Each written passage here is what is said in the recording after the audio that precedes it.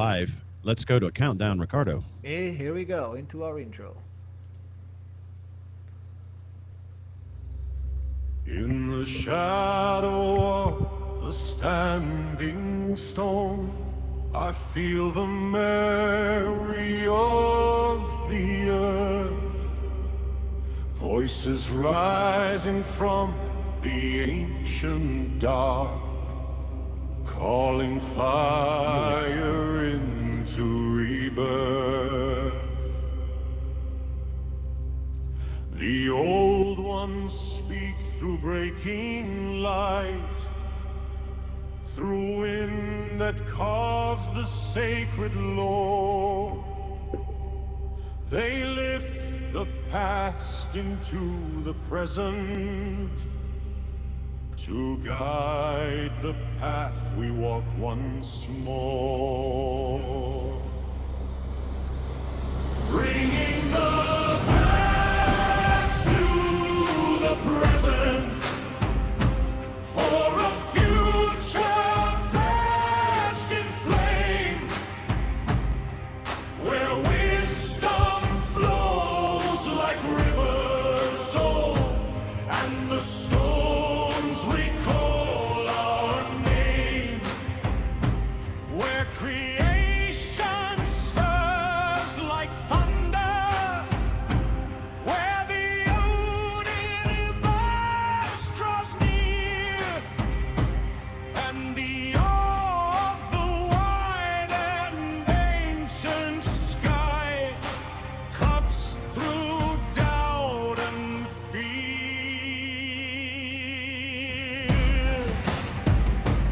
Every heartbeat is a promise carried forward from the stars.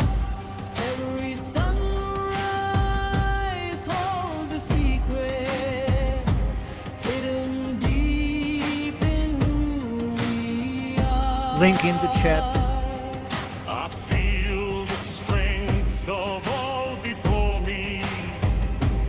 Ancestor, mountain, storm, and sea. Their power arises in my spirit. Their knowledge walks with me. Bringing the past to the present, for a future fierce and true, where the wisdom of the ages flows in me and flows in That you, post in there. where the stones awake in power, where the sky reveals the whole, Edit now.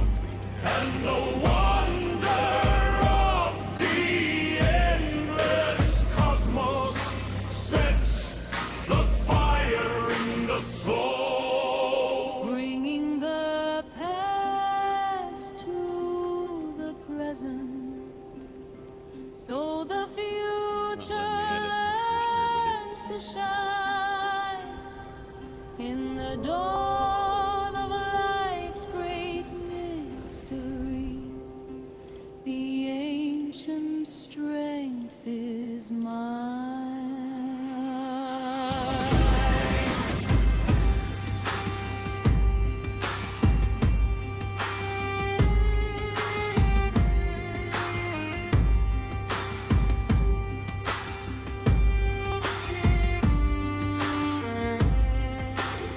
Tagging you on Facebook.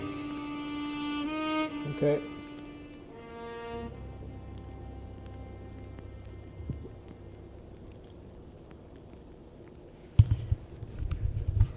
And we are live.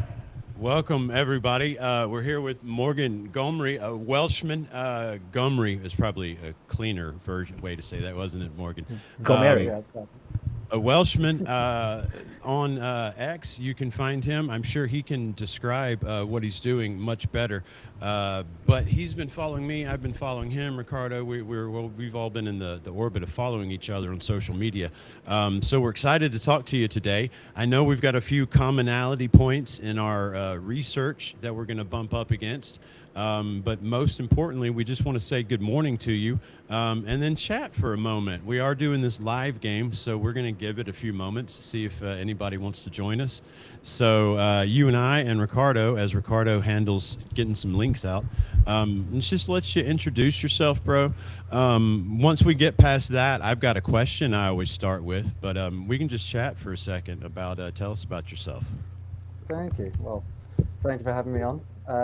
Yeah, I'm Morgan Gomery, and as you know, I'm on Twitter or X at Embard, and I also run the Patreon, the Hidden History Hub. So I'd describe myself as a historical researcher focusing on hidden history.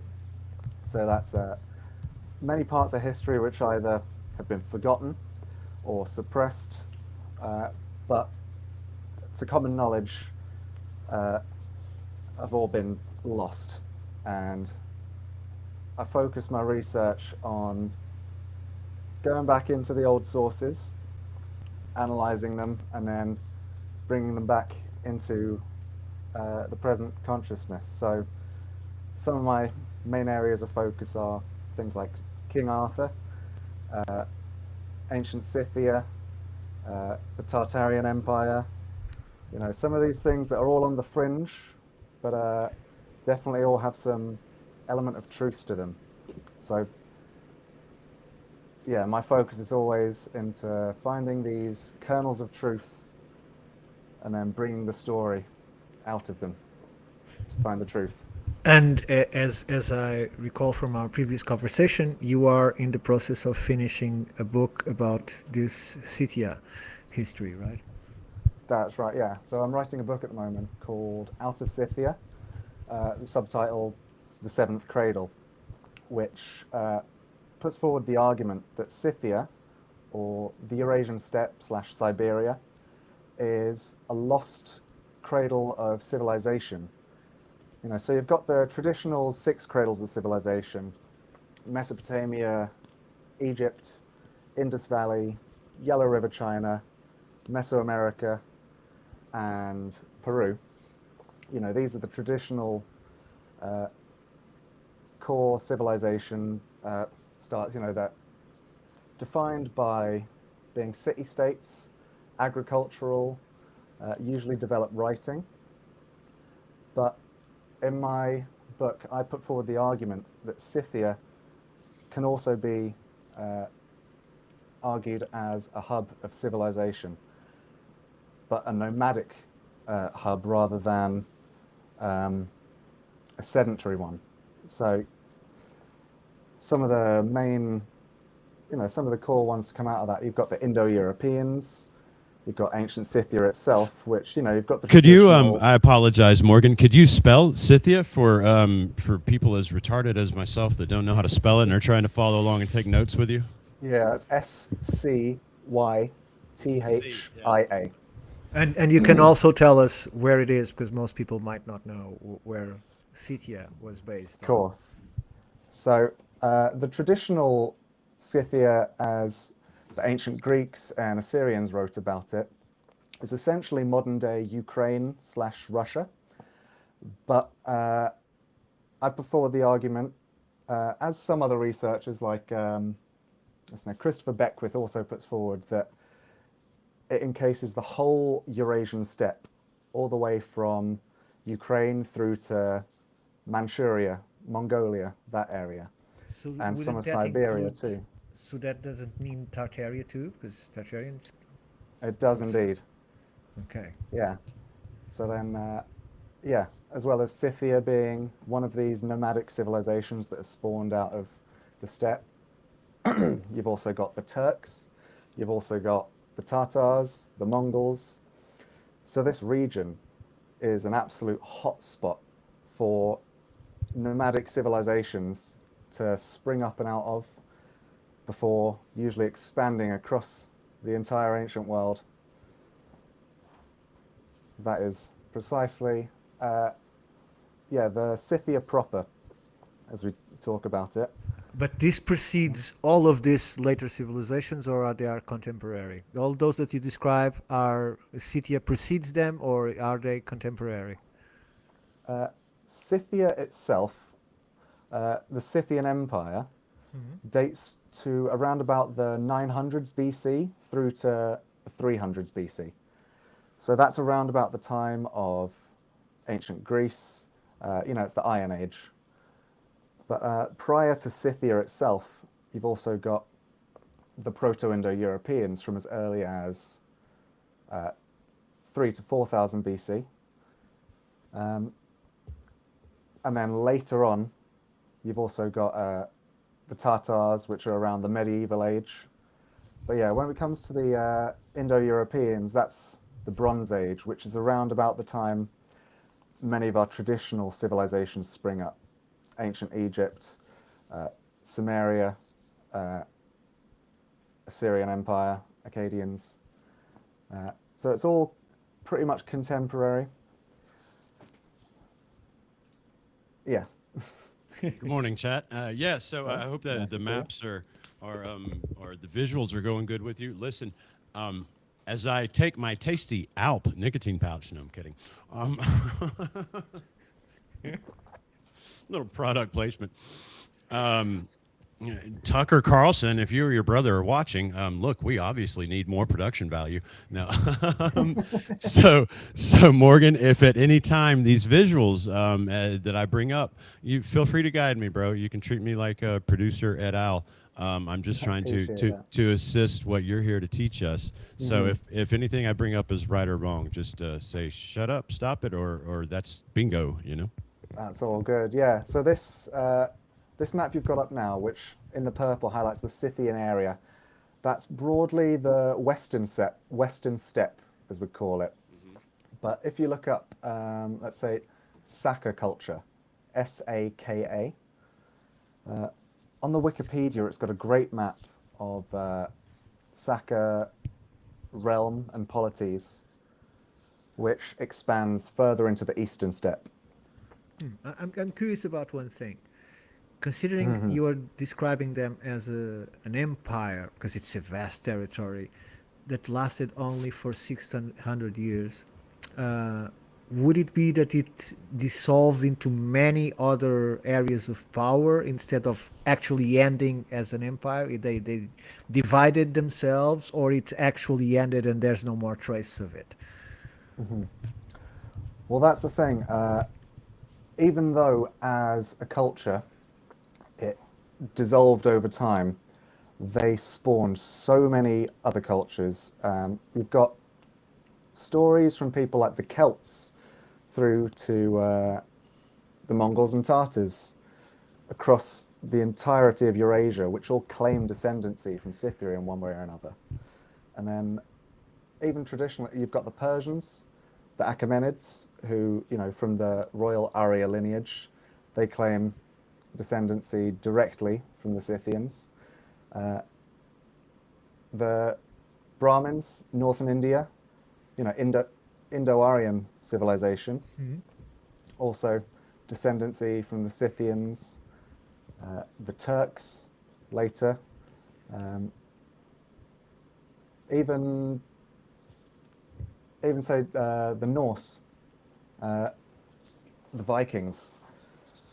So the echoes of their effects have been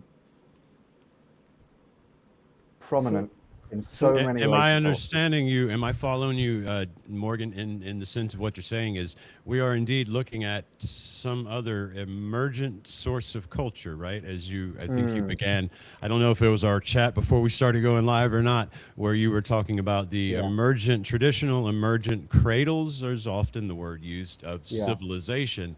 It seems like, if I'm following you and looking at these maps, right, that's kind of what we're hinting at, the Scythian, as you're defining it being. Is this correct so far? Yeah, they definitely act as a cradle. They laid the foundations There we for are. so many other cultures, and that could be in their societal structure. So the Scythians proper, they established the feudal system, as we know it, which existed all the way through to the medieval age. Right. They had religious and spiritual traditions, which have continued even through to present day in many pagan religions. You know, the Sky Father deity, Tengri in the east, or Odin in the west. Where Ra, where's Rama Göbekli in India. Tepe at this map I'm looking at? It's in Turkey. Is So that on this map? it's I mean, come on, it's help the me out. middle east, the middle and most eastern part that you see that has the Black Sea on top and the Mediterranean on bottom. Uh-huh. That's Turkey. Okay, got it. Mm, Right on the border of what this map is This labeling. map is showing. Yeah. exactly. Okay, got So, it. so I finding ironic because from my brief look into the middle last part of the Norse culture that we wrongly call the Vikings, because the Vikings were only those that got themselves into boats or into foot expeditions to other areas to sack. That was being a Viking. Not this is not a description of their culture, but I know that by the middle to the end, they started come into Russia to trade and even starting becoming chief lords in that area. So is it a return to the origins, or because it makes a circle according to what you're describing? Your situation is much earlier, so it looks like it makes a circle, or Like the- they were all connected and it was Yeah, easy to the them. Varangians or Varangians. Yeah. Exactly that. Yeah. Like you say, yeah, Vikinger was the name of the job that it was. Yeah. It was a raiding profession, whereas the Norse themselves, that was the culture. They were the people. But yeah, they definitely returned into Russia. The Varangians formed the Rus, which definitely existed around the core Scythian area. So there's a lot of this back and forth across time. You constantly get a civilization springing up from this steppe hub, expanding outwards, laying the foundations for several other cultures to spring up and emerge. And then later on, they usually come back, and it's this constant cycle, back and forth, which is why, you know, over the centuries, over the millennia, you see so many different civilizations springing up from this same place and repeating the same pattern of their nomadic, their horse riding, their pastoralists, and their archers. But all of them follow this same pattern where they expand out, they come back, forming the foundations of several cultures, etc., etc. It's like a hunter gatherer agrarian, you know, sort of morphed and is dancing around. Listen, before we keep moving further, Morgan, can we talk of what we're labeling Scythian, this particular culture here? Can we talk timeline of emergence? What's the earliest we can go back and go, okay, here's what I'm talking about. Well, in my book, I Yeah. use the word Scythia as a geographical term because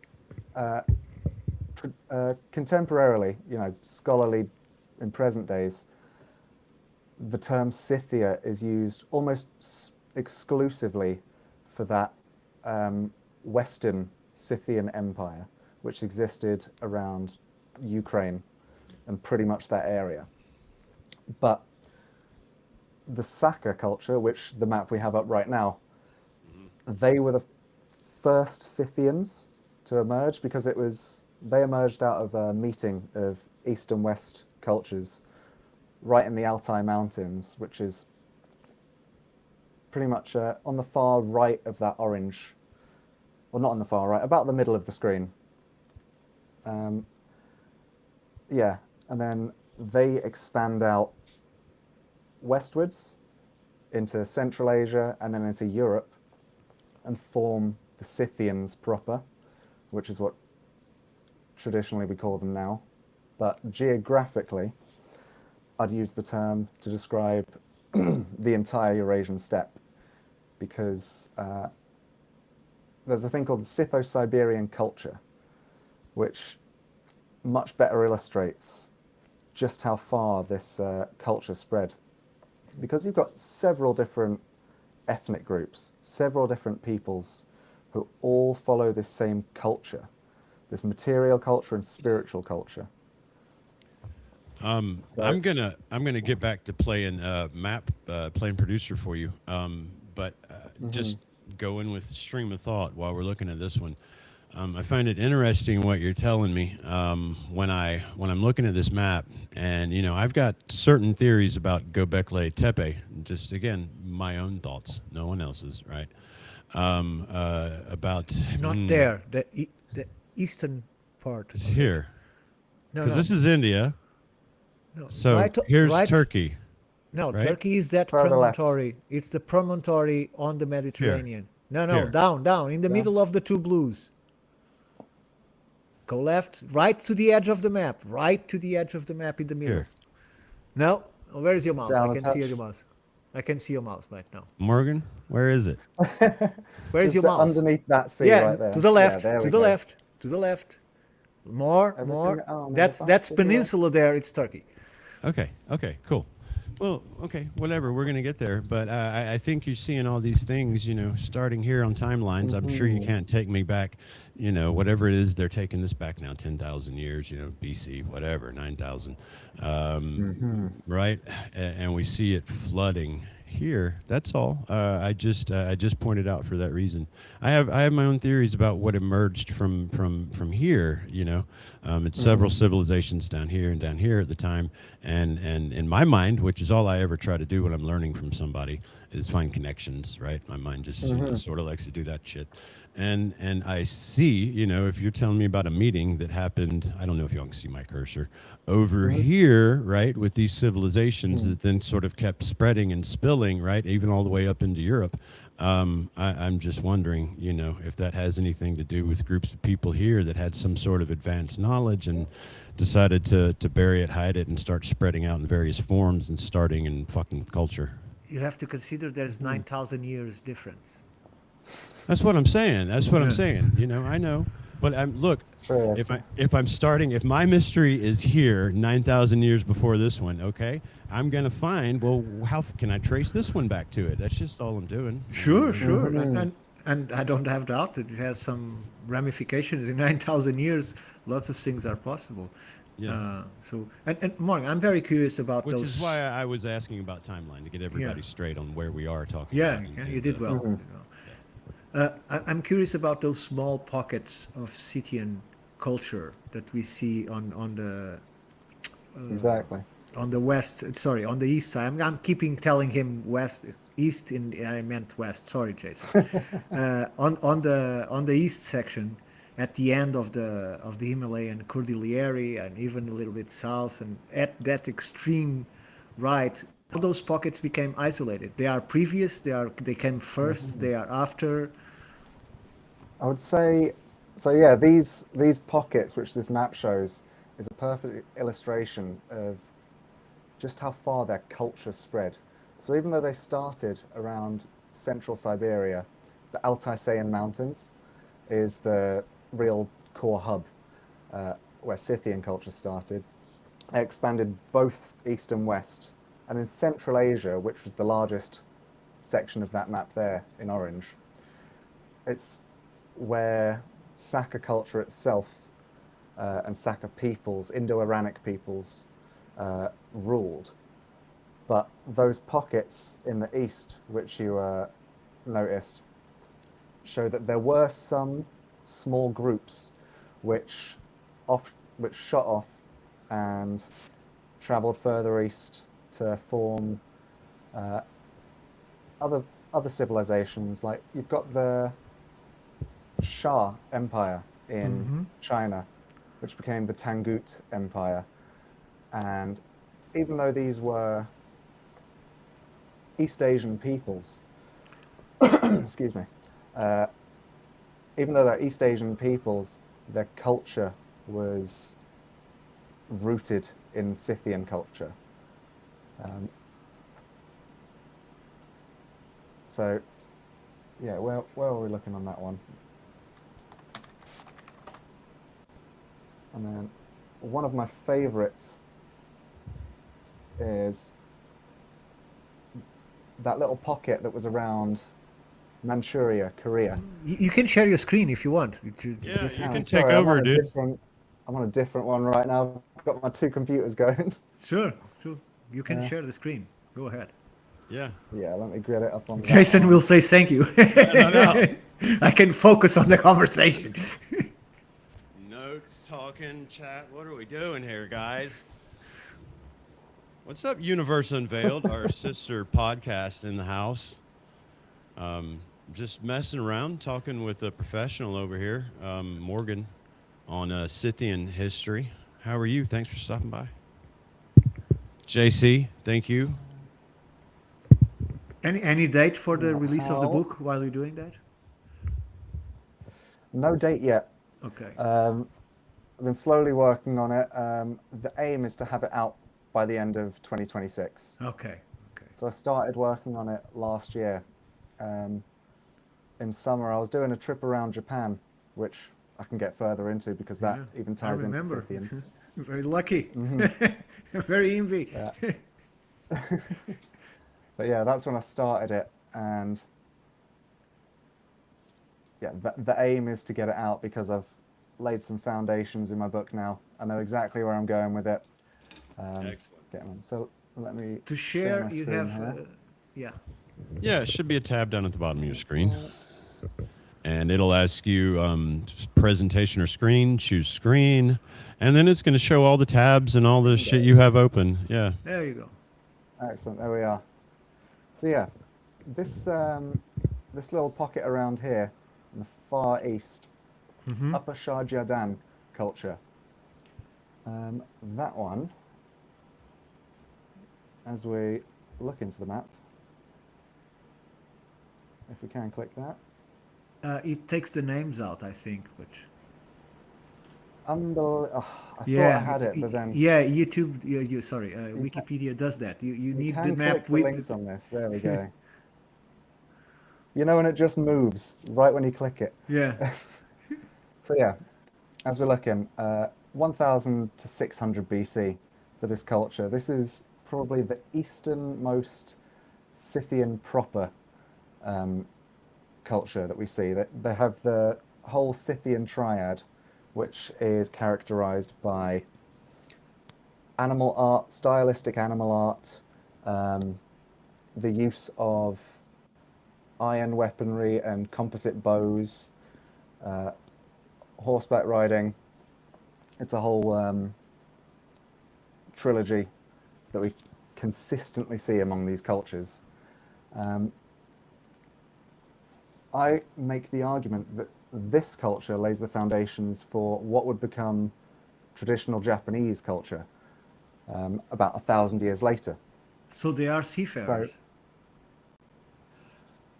They became seafarers, yeah.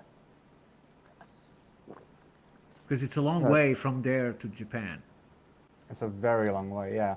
The entirety of the eastern steppe is flat, which is absolutely perfect for these horseback nomadics.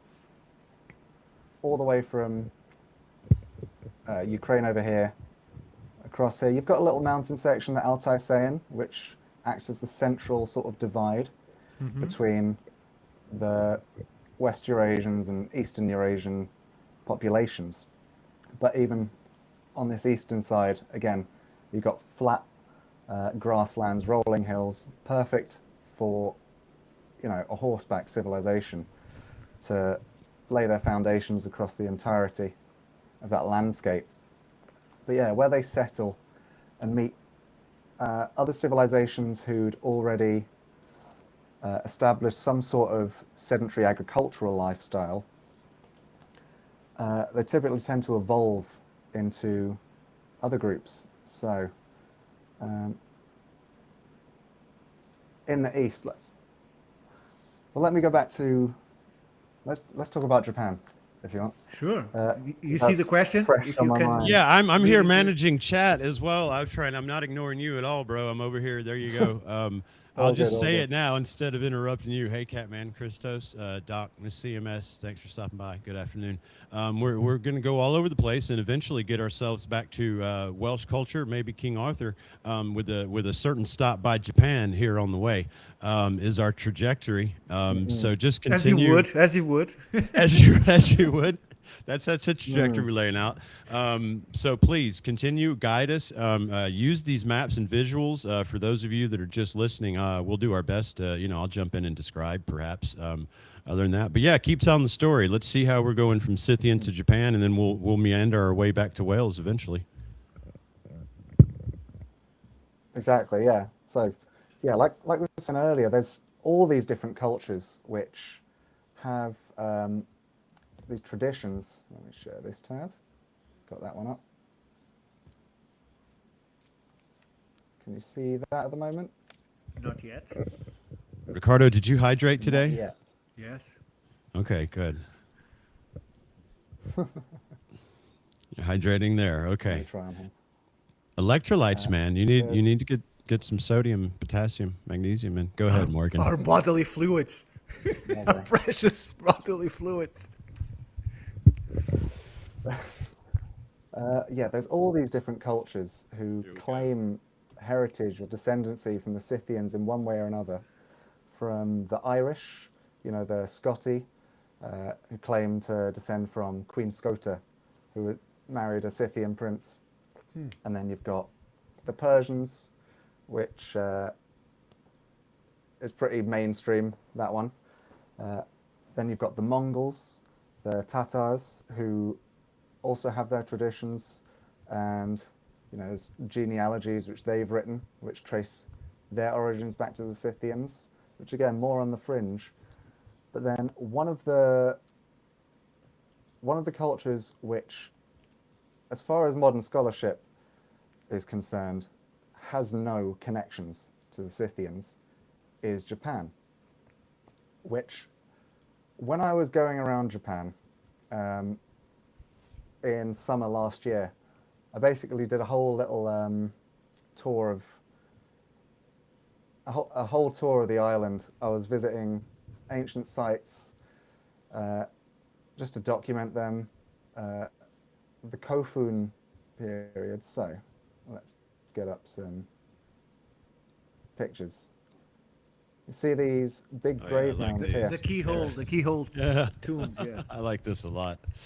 The Kofun. I've So, got this some culture- pictures of where I think I Kofun found culture. keys around here. I love looking at this stuff, man. This is insane. Continue, please, sir. Yeah, these are huge. Actually, this top one that you see, from tip to base, it's bigger than the Great Pyramid of Khufu in Giza. But it just doesn't get any attention in the mainstream. As I'm going around, seeing these burial mounds and even hill forts, I'm thinking, why haven't I heard of these things before? I had slightly because of my interest in Japanese culture, but until I actually visited the place properly and saw these sites in person, I was struck at just how clear the Scythian origins were. So here, Look at that. on the picture here, we've got what we call Megalithic. in the West dolmens, the Yeah. megalithic, and these boulders, it's hard to really explain how big they are, but as we zoom in on this one, Enormous. there's the Wow. size of a man. Yeah. That's an adult right there. But this That- is one these of those stones above. keyhole That- tombs. That's a school bus. That's the size of a school bus. Easy. Over here, an Absolutely, American yeah. school bus. Yeah. Tell me one thing, Morgan, because sometimes Yeah. we look at these things from our own cultural perspective, and that's why there are so many mistakes done in interpreting the past, because we look at with modern eyes instead of what would be their culture. So what does exactly what to us looks like a keyhole, what was that to them? Do you know? The actual keyhole shape itself, we don't know what it meant. The Kofun, or burial mounds,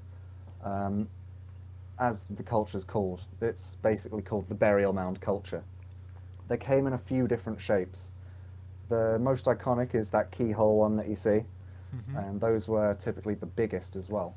But then you've also got square-shaped ones, you've got round ones, even octagonal step pyramid types, such as, do I have a picture on here of Got a question in the chat that says, aren't both the Scythian culture and the Japanese culture equestrian and archers? Yeah, I think that's some of the similarities he's been laying out for us. precisely that? Yeah, exactly. So this culture that emerged around the 300s AD, they, as this top one shows, you've got, as this top map here shows, you've got this. Oh, sorry, have I just lost internet? Can you hear me? Yeah, you're still with us. We didn't Just tell tell you us. anything. Fantastic. I lost you for a second there. Got you back. Well, sometimes when we press mute when you're talking, you may all of a sudden have zero noise in your ear. That's all we're doing is Okay. trying to make sure your voice is forefront. That's all. Cool, brilliant. I didn't want to just cut out halfway through. Yeah. But yeah, from around the 300s AD, we've got this wave of migrants coming in from the Korean peninsula. And before then, you did have some other groups coming into Japan, the Yayoi, who also practiced rice farming. They were, they had some basic bronze and iron work, but they were a pretty sedentary civilization. And then in the 300s AD, you've got this secondary wave, a huge wave, which contributed a lot to the genetic profile of the modern Japanese people. Notably, they're not Iranic, they are East Asian. So even though they practice the Scythian culture, they are East Asian in heritage. But yeah, the culture they brought over, horseback riding, mounted archery, burial chambers, tombs. They've got this animal art, the Scythian style animal art, which we see on this sword here, and horse gear. They also had hill forts, which we see a lot in Europe. These two maps here show the difference in Hey, boss, ethnic mute when heritage. you're smoking. So over in the sorry. Tell me one thing. Like we're Tell about me to head into battle is what it sounds like. Get ready, boys. Get ready. Tell me one thing, because you told Yeah. me that this comes from the beginning of the Iron Age, that starts about 1000 BC and it progressed from there. So I find this very interesting. So these cultures, could it be possible that they are the source, and it helps me because I think it's much older than that, the source of use of iron-rich sand and those coffin-like furnaces that they use to make the tamahane for the swords. Do you think that that is something that comes from the Scythians themselves and not from the Japanese? It's certainly possible, yeah, because even though the Japanese had iron before the Kofun arrival, that culture emerged, it was quite a rudimentary, basic, primitive style of ironworking. Very simple stuff. But then when this secondary wave of migrants comes and they introduce this new culture, all of a sudden you see huge developments in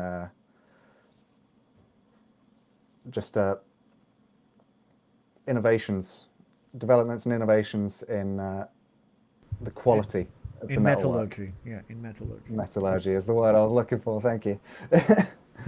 Yeah, you see we have- huge developments around with these migrants.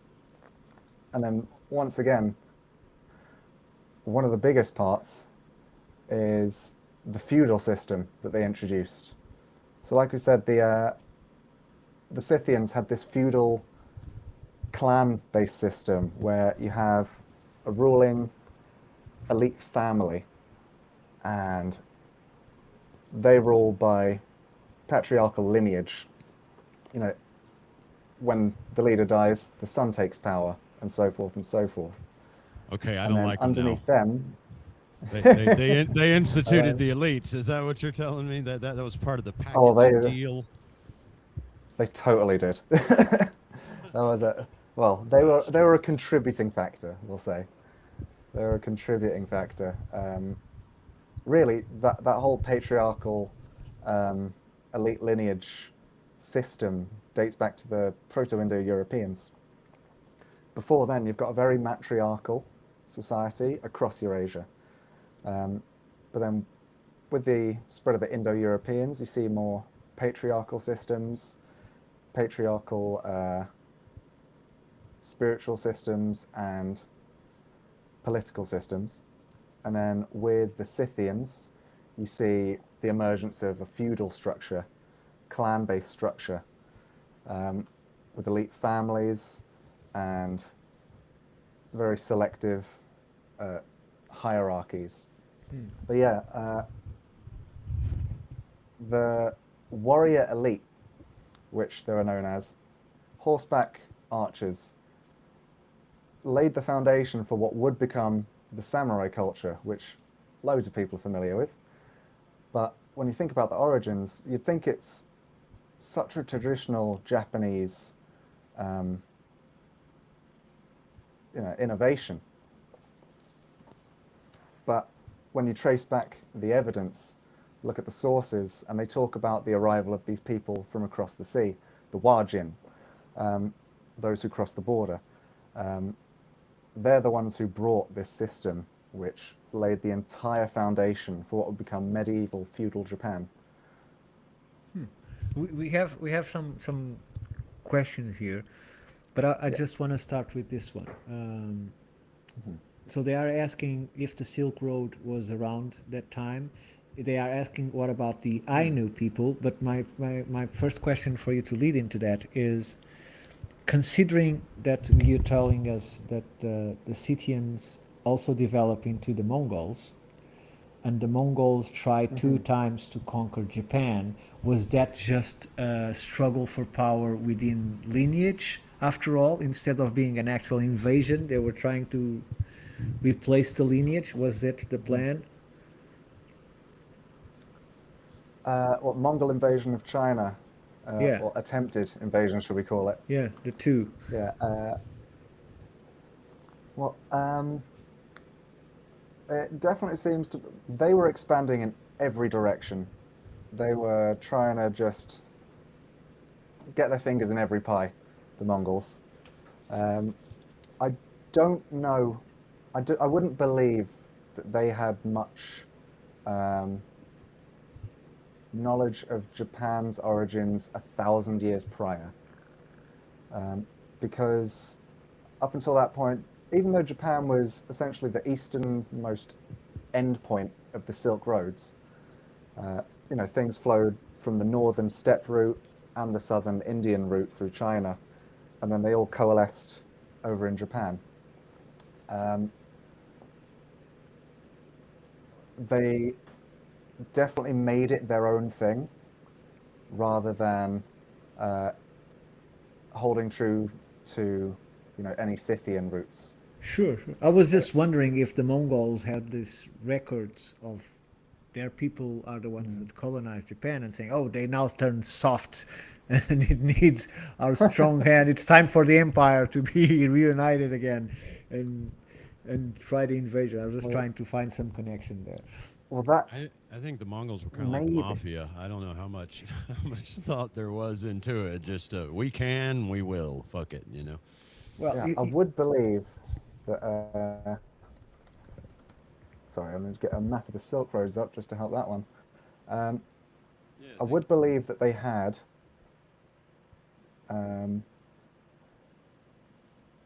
a traditional cultural knowledge rather than written knowledge of it. Because as the Scythians, as the Tatars and Mongols, oh, I don't want to accept those cookies. No, you don't. The Tatars had Those are not chocolate chip. history. I'll pass. Thank you kindly. A tracking chip in that Can we cookie. see that one? There Oh, we go. good map. Yeah, so these are the maps of the Silk Roads. Like, you hear the Silk Road Right. being a single thing, but realistically, it's an entire network of it's an entire trade network spanning multiple ways. You've got the northern routes, and then you've got the southern routes, but they both coalesce and connect up on the eastern and western points. Yeah, and they Yeah, went so all the Mongol way Tatars- into the Eastern Europe, so they go much further than we Mhm. see here. Yeah, they had written histories, at least later. I think Genghis Khan, he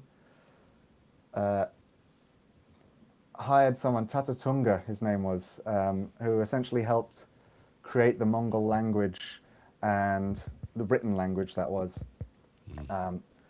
And they started documenting their histories, their ancestors, all the way back to the Turks, back to Scythian kings, Skyles, Scythus, Targetaos, which are, in modern day considered mythical figures, but I would believe are based on some real individuals who had some fundamental impact.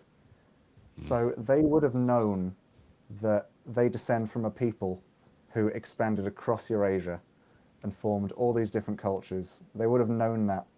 And just like the Turks, the Guk Turks, around the 400s to 700s AD, they also formed this entire empire across the steppe.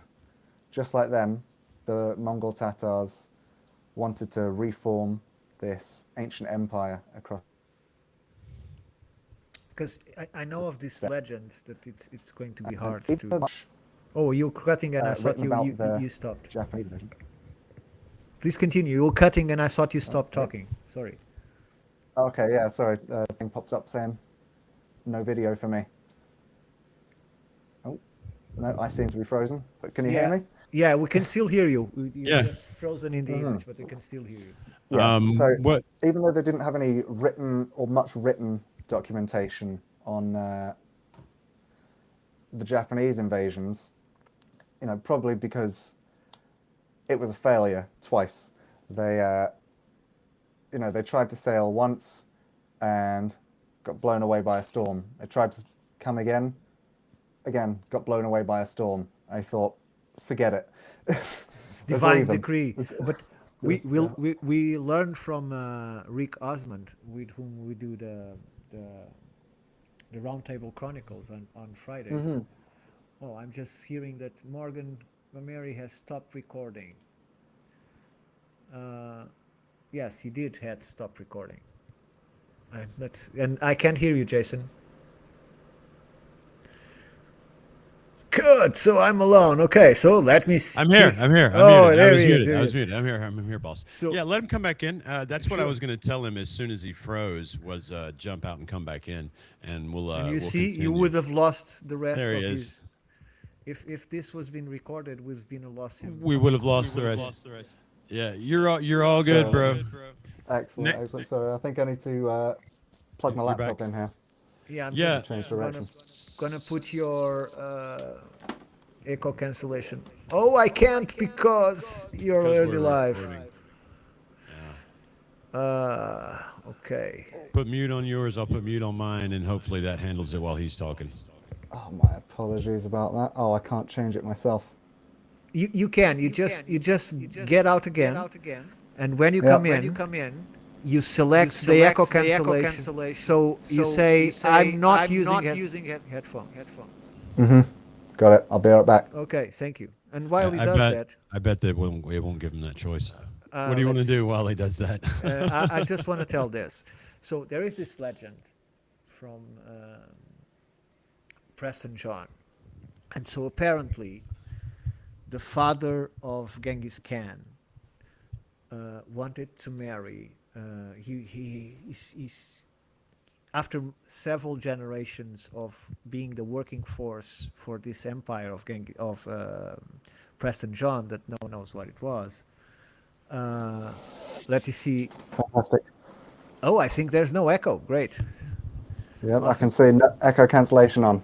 Yeah, great, Back in great. business. So see if you can relate. I was telling this. So according to this legend, the father of Genghis Khan, after a few generations of You being say the Khan, I'll say can. Khan, okay. Khan. Khan is better. Khan, I like Khan better. It's more Genghis manly, Khan. isn't it? Yeah. Khan. I mean, I So- appreciate the encouragement of you can, but it probably ends up making a wussy. You know, Khan. you need to. Who's coming to town? The Khan. You know, Some Genghis, foreigner. Genghis, he's our man. If he can't do it, Genghis can. Great one. So, according to this legend, his father, after several generations of being the working force and the construction force, and the ones that knew about the magic of the megalithic structures and how to construct them, where to construct them, and so on and so forth, he decided to. He didn't want to be just a servant anymore, and so he proposed to marry Preston John's daughter in order to secure himself, not himself, but his son as a successor of Preston John himself, because apparently they're also planning to kill the man or whatever he was. And he refused.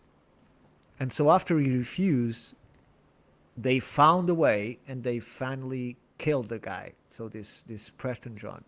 And it's after that that gaining that empire with their own empire, where the places where they're placed, that starts with Genghis Khan. I said it correctly. Start this massive invasion of expanding the power, because they now had all of this together. They consolidated the power. They are now the official representatives of all of these Mongol and Tartarian nations, and they use that to start the massive Mongol invasion. But what I was going to say before you go out, it's more important, is we learned from Rick Osmond that after the second attempt to invade Japan, some of the fleet was pushed, let me say this correctly, east through the Pacific, and they end up in North America. And they set a few colonies there for a while because they were stranded. I don't know if you heard anything about that, but it's just a point of curiosity. I am familiar with that one. Yeah. You so, are? Good. Yeah, starting with Prester John, that's another one I've done a deep dive into, because yeah, like you know, it's that name Prester, Preston John, Presbyter Johannes. It's prevalent all the way from Far East Asia, Manchuria, East Siberia, through India. to India, through to Ethiopia. So from my research into this, it was Marco Polo who first wrote about this figure. Prester John, or Prince George as he wrote it, which he equates to Prester John because it was a Christian kingdom, Nestorian Christianity in the Far East, far removed from, you know, many of the other Christian kingdoms in the West. Apparently, the reason for the Crusades to find this kingdom, because they just lost the Silk Road because of the wars that were going on at the moment, and they needed another road to access, and through his kingdom that managed to live among the Muslims and survived, it was a chance for them to regain control of the trade area, I think. Yeah, let me try to share this screen again, just so we can get some visuals up on this one.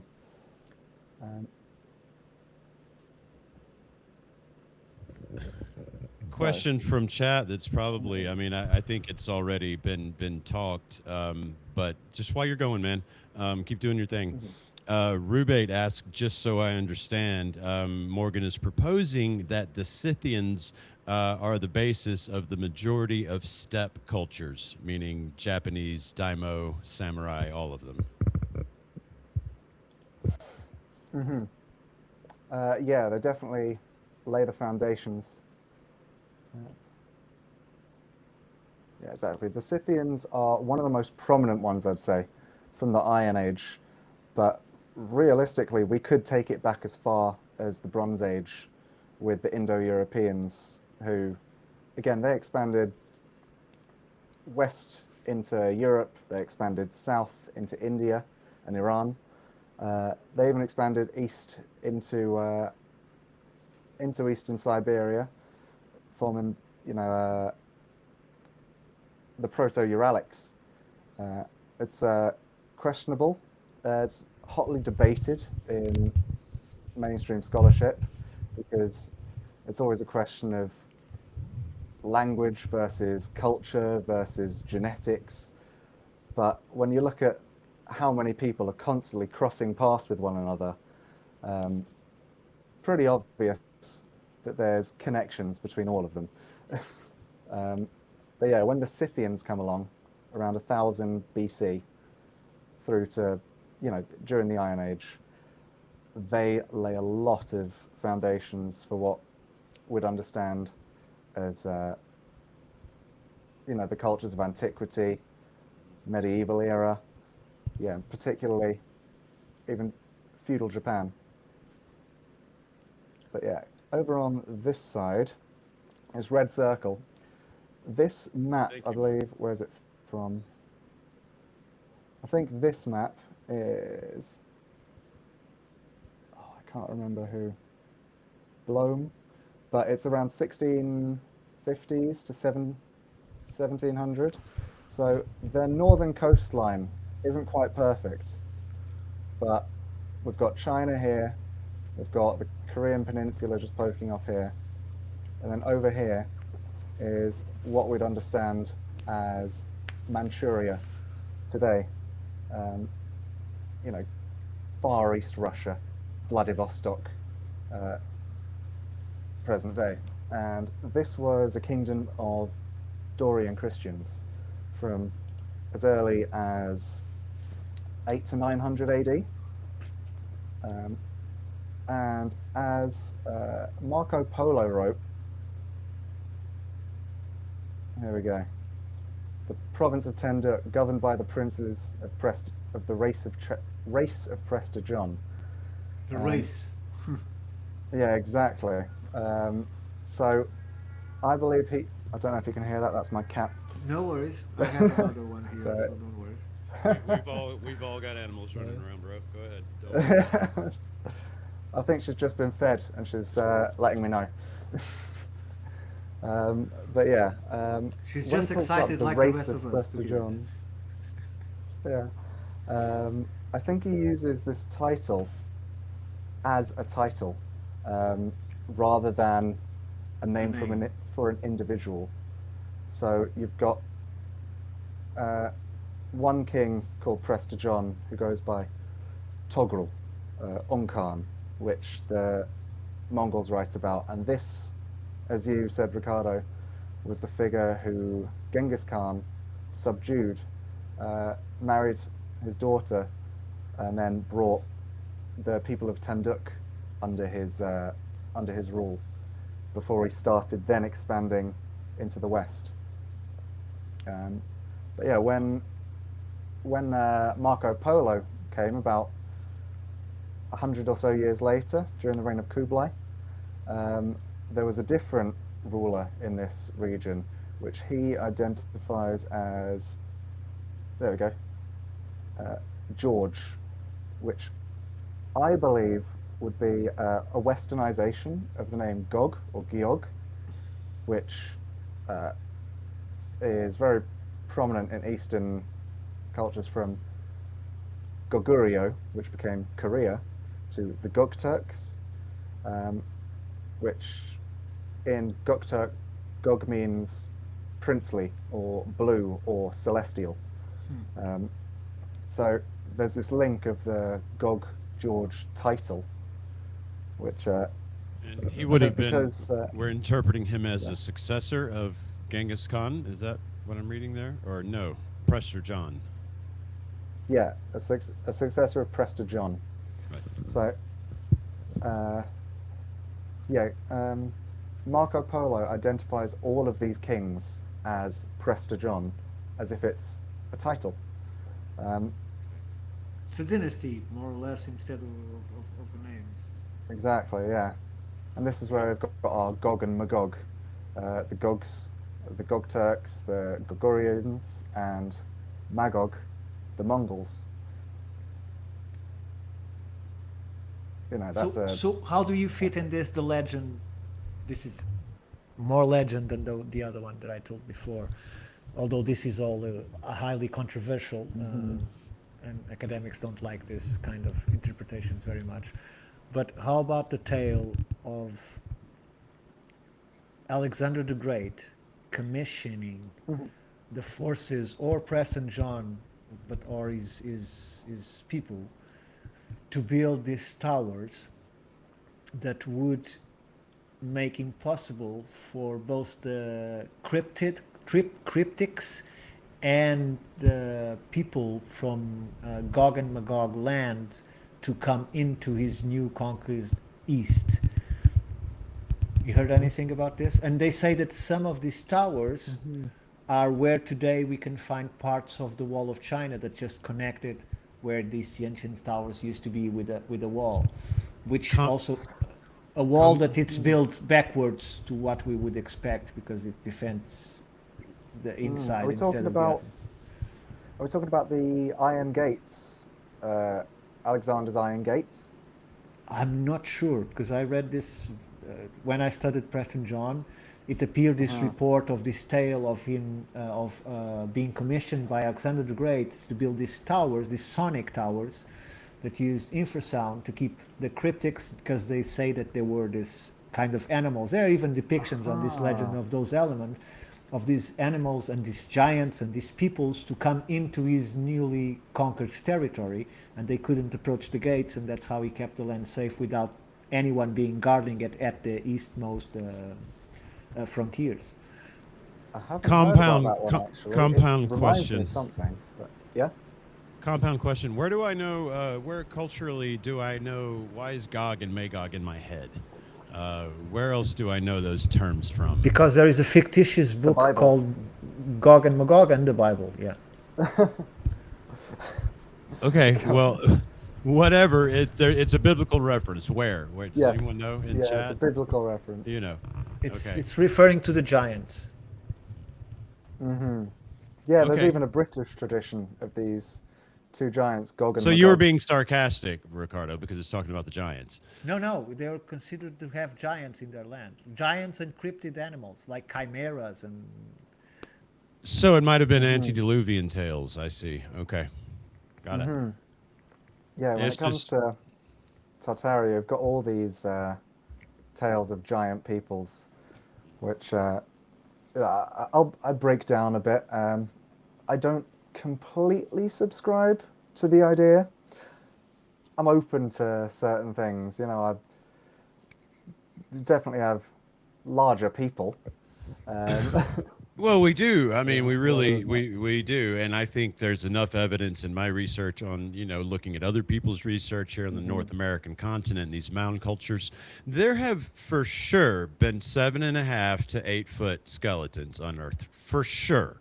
Now, there are also some pretty strong cases for some 10-footers, right, in that area. But for sure, 7.5 to 8 feet was happening among this populace, right? Now, today, 7.5 and 8 feet, I'm about 6.5, right? So that's a foot taller than me and well proportioned. Now, you dwarf, man. would we call that a giant today? I don't know. I don't know, but I believe in that because the evidence is there, and not only the firsthand accounts from the Spanish explorers, but I mean, yeah, just dig into it, you know. You have to look at these people, these warriors from ancient times, be them those by the time of, we will talk about this in the show in some next episodes about the beginning of Portugal and this knights and so on. These people were what we can compare to Tolkien's Númenóreans. So they had the strength of 10 men. They were not like basketball players. They were Schwarzeneggers or whatever it's called. But with 8 feet tall people and 7 feet tall. So it's like Tuscaloosa, Yeah. right? That Tall, is how- spine and so on. They were huge. The shoulders, they were perfectly built. Eyes the size of oxen, well proportioned. I mean, these are the words Exactly. the guys, the chroniclers who saw him used. Is that they were massive. Yeah. This is not people that suffer from the condition called gigantism, Right. right? Because then you have disproportionate head, disproportionate hands. These are not that. These are normal, morphological, proportional beings that are very tall and very strong. Yeah. So they can't compare. And if you think about it, and especially in Portugal, I see 2 generations before me, a normal man, it had an immense strength, and that was diluted. And I can see it from the father of my grandfather to my grandfather to my father to me, that human condition keeps diminishing. And I've talked to several other people in Portugal, and they all say the same things. We had how do you say, progressively losing this super capacity to us that was normal back then. We have been losing this, but by the genes being diluted through the years. So these people were mighty. I wouldn't. So Yeah. for a Japanese that is 5 and something foot tall to be fighting against these people, you needed to have the heart of a samurai, because you're already dead. It doesn't mean it doesn't care, because the samurai considered himself as already dead. So he would go into battle no matter what, right? So give me your best, Exactly, and I'll yeah. give you my best. Yeah, their it's true, spiritual Ricardo. martial tradition was a path to enlightenment as far as the samurai were concerned. That's why they were fearless. They considered themselves already dead. So it doesn't matter. If you just go to battle and do your best, because Yeah, one. Yeah, I'm remembering. that's the secret to war, right? There's a great line from the series. What was it? The Band of Brothers, where there's this one character that's he just doesn't fucking care. He's just everywhere, nailing it, walking like he's in a Sunday park, you know. And he looks over to a scared guy, and he's like, you know, the secret, you already died. You know, that's it. It's the only way you can function in that environment is, I'm already dead. You know, let's just keep moving. And- See and what Morgan- happens next. Morgan, another connection to this legend of Alexander the Great asking the people of Preston John to build these towers is what come to me in my research. Is I had to look for this report saying this, because I realized that when he attacked the ancient city of Gore, that I'm not sure you ever heard, it's on a huge valley, on the extreme of the side of a huge valley.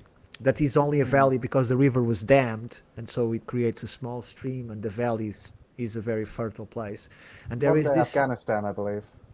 yeah, more or less. So this Yeah. this ancient city of Gore has 0.6 of a mile's perfect circumference, with the only defenses are an earth circle that is about half the height of a man. So no defenses at all. And it has this huge tower in the middle that is still there. It can still be seen today, because and when he sent his troops to attack this city, when they started to get close to it, they started to go mad, attacking each other, taking their clothes off, screaming and getting completely out of what would be a military behavior, right? And so he sends a second wave to help the first wave, because by the distance he couldn't really understand what's going on down there in the valley, until he gets the reports that the men were going crazy, and he knew what's going on. He knew that was the tower producing that effect. And because he knew already, I had to go and look why did he knew, how did he knew, and then I got to that report of him asking to these people to build these towers that would stop the people and the cryptics of land of Gog and Magog to invade the far corners of his empire on that side. So, and that one is easier to follow because the city of Gore is actually real, right? So Yeah, it is. Yeah. Funnily enough, even though I hadn't heard of that one in particular, Alexander's horns, or yeah, horns, he said. Right. There is a tradition in Tatar history that they first originated in the far, far east of Siberia. Essentially, what we'd call modern day Kamchatka, close to Alaska, you know, just on the Russian side. And when they crossed the mountains into, you know, the eastern steppe towards Mongolia now, they had this story that they erected these giant horns made of metal, which when the wind passed through them, it made a sound across the valley, a deathly sound, like screaming, and they used that to mark their crossing into, you know, new lands, new paradise from the worst lands where they were before. yeah, that's And very interesting. yeah, it's obviously far from where Gore would be, but it's the same sort of sentiment of their origins. They put up these horns that create this sound that drive all other people away and basically keep their territory safe, as well as acting as a marker to Sure. we started over there and now we're here Yeah, in the that's good very lands. interesting. That's very interesting. And not to take us very far from the subject, but we are at 1 hour and 10.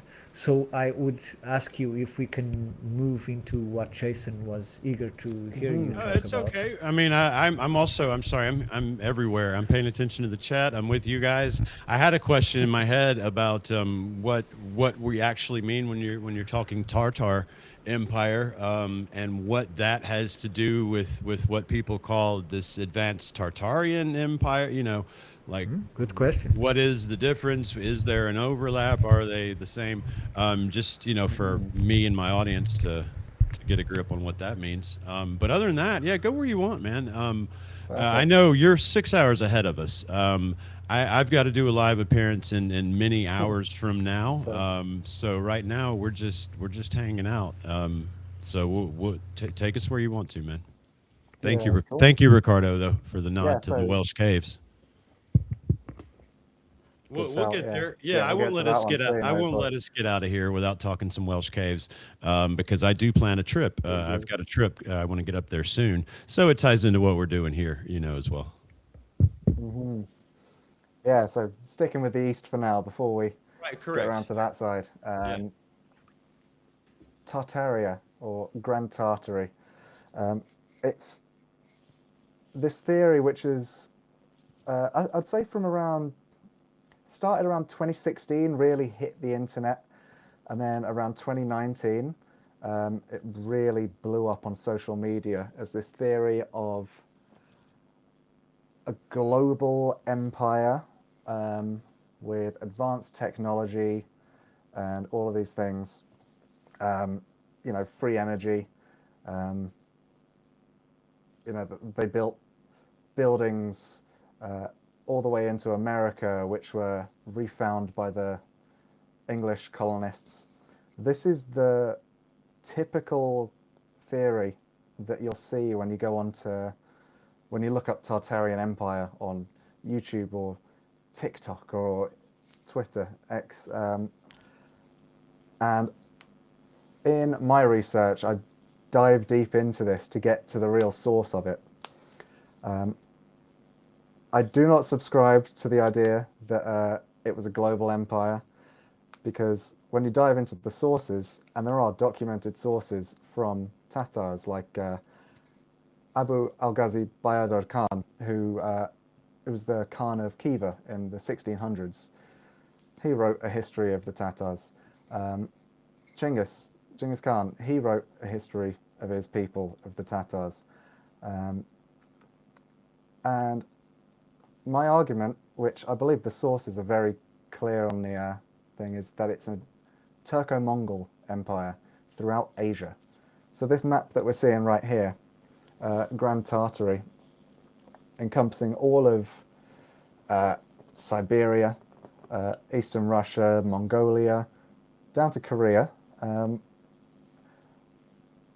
It was established, I'd say, the Mongol Empire, who were Tatars. Mongol was a political title that they called themselves. Ethnically, they were Tatars. They laid the foundations for what would become the Tatar Empire. So around 1200s. Do we know the origin, the etymological origin of the word? There's several possible origins. You've got the traditional sort of mythological origins. On the furthest fringe, you've got that Tatar means remnant in Syriac, which refers to remnants of the lost tribes of Israel. That is on the fringe side. You've got some, and then on the more contemporary side, you've got that they draw from the Tatabi, the Tadan tribe of essentially the Roran Khaganate, who were proto-Mongols, proto-Turks, originating around about modern-day Mongolia to East Siberia. So it's, I'd say, my belief from reading these sources is that the name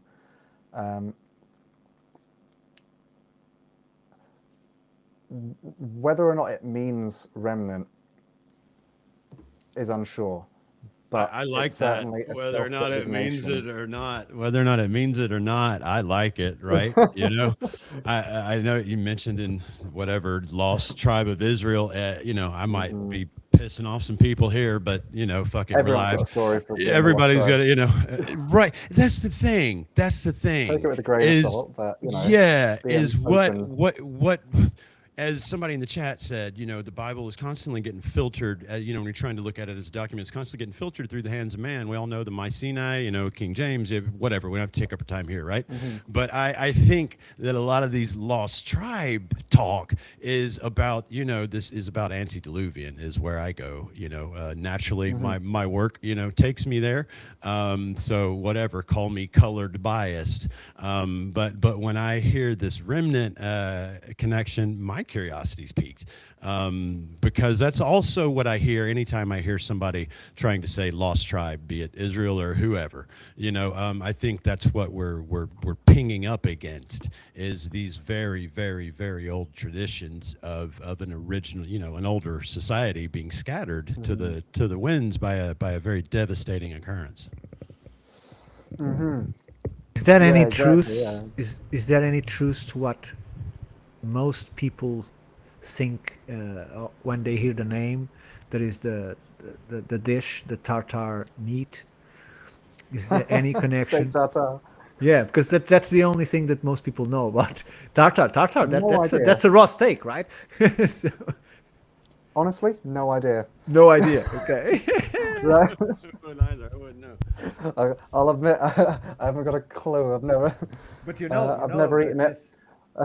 You heard of it, all right? I have heard of it, yeah. I'm not making it up. But I never did the research into that one in particular. It was just a food for me, so I thought.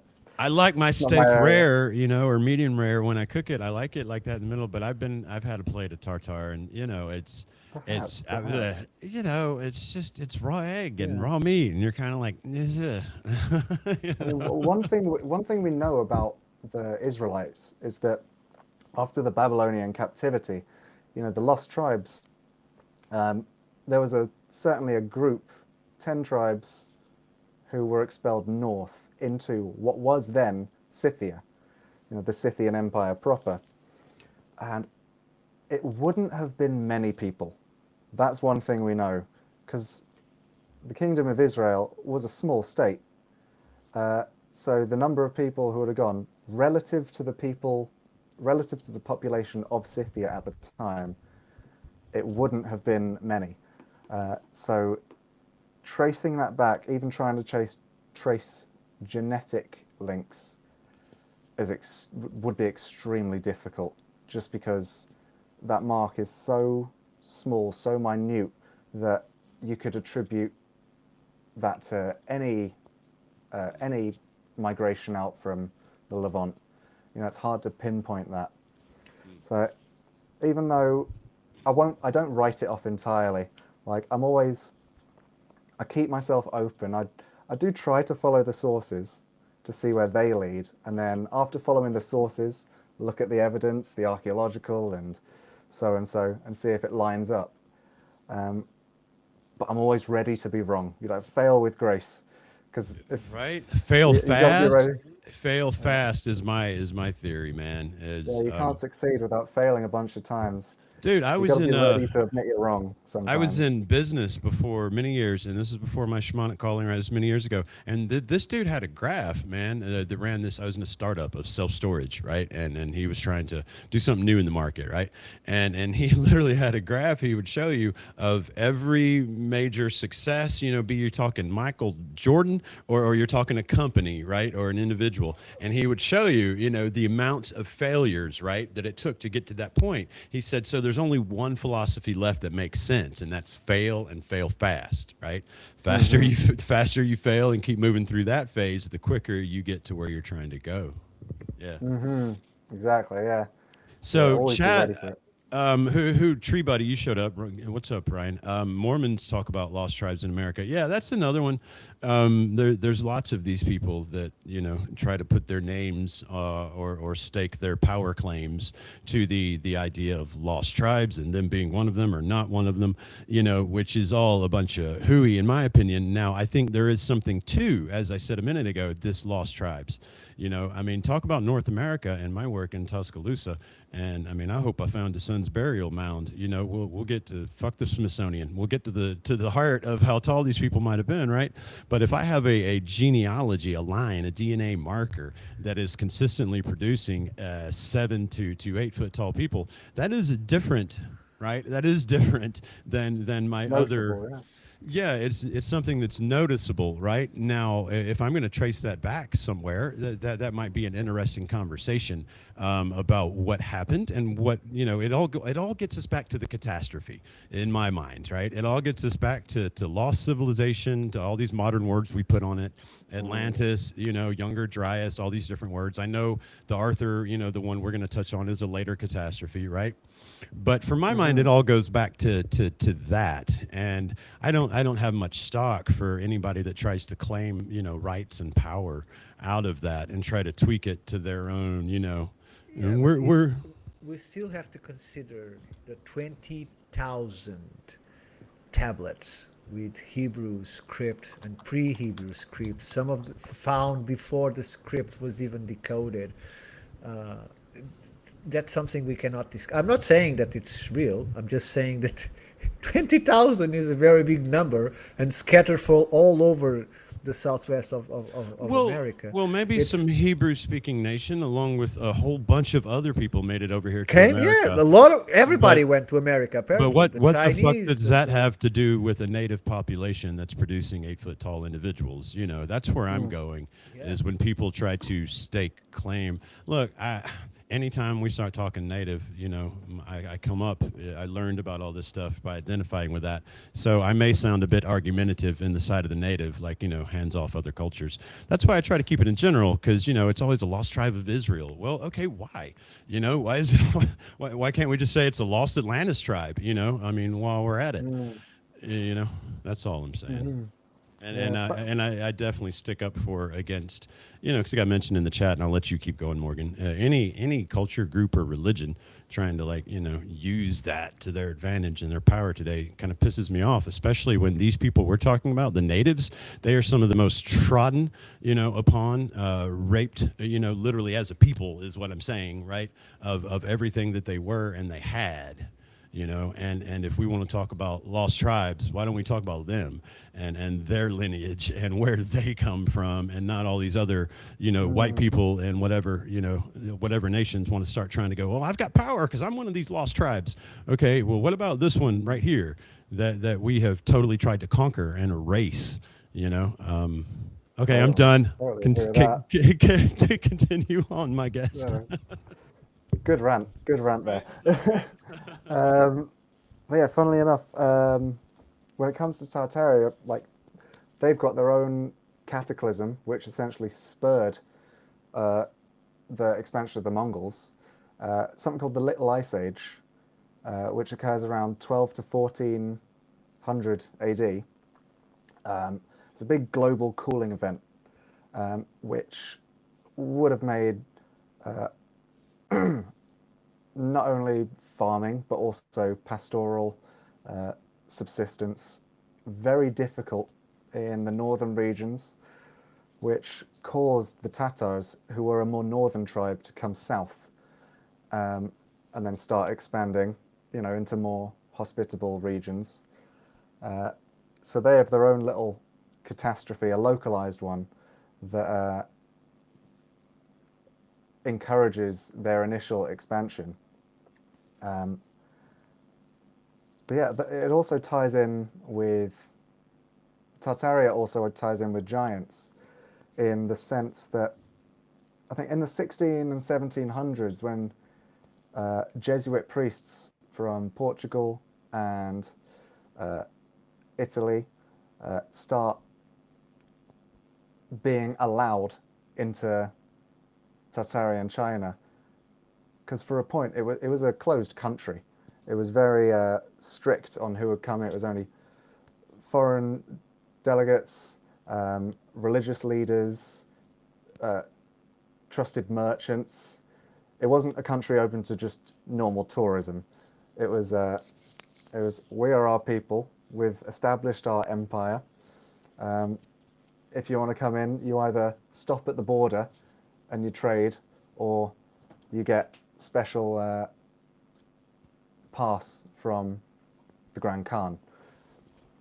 But yeah, as these Jesuits and missionaries start entering the country and they're writing of what they see there, they do talk about larger people, up to 7 or 8 feet.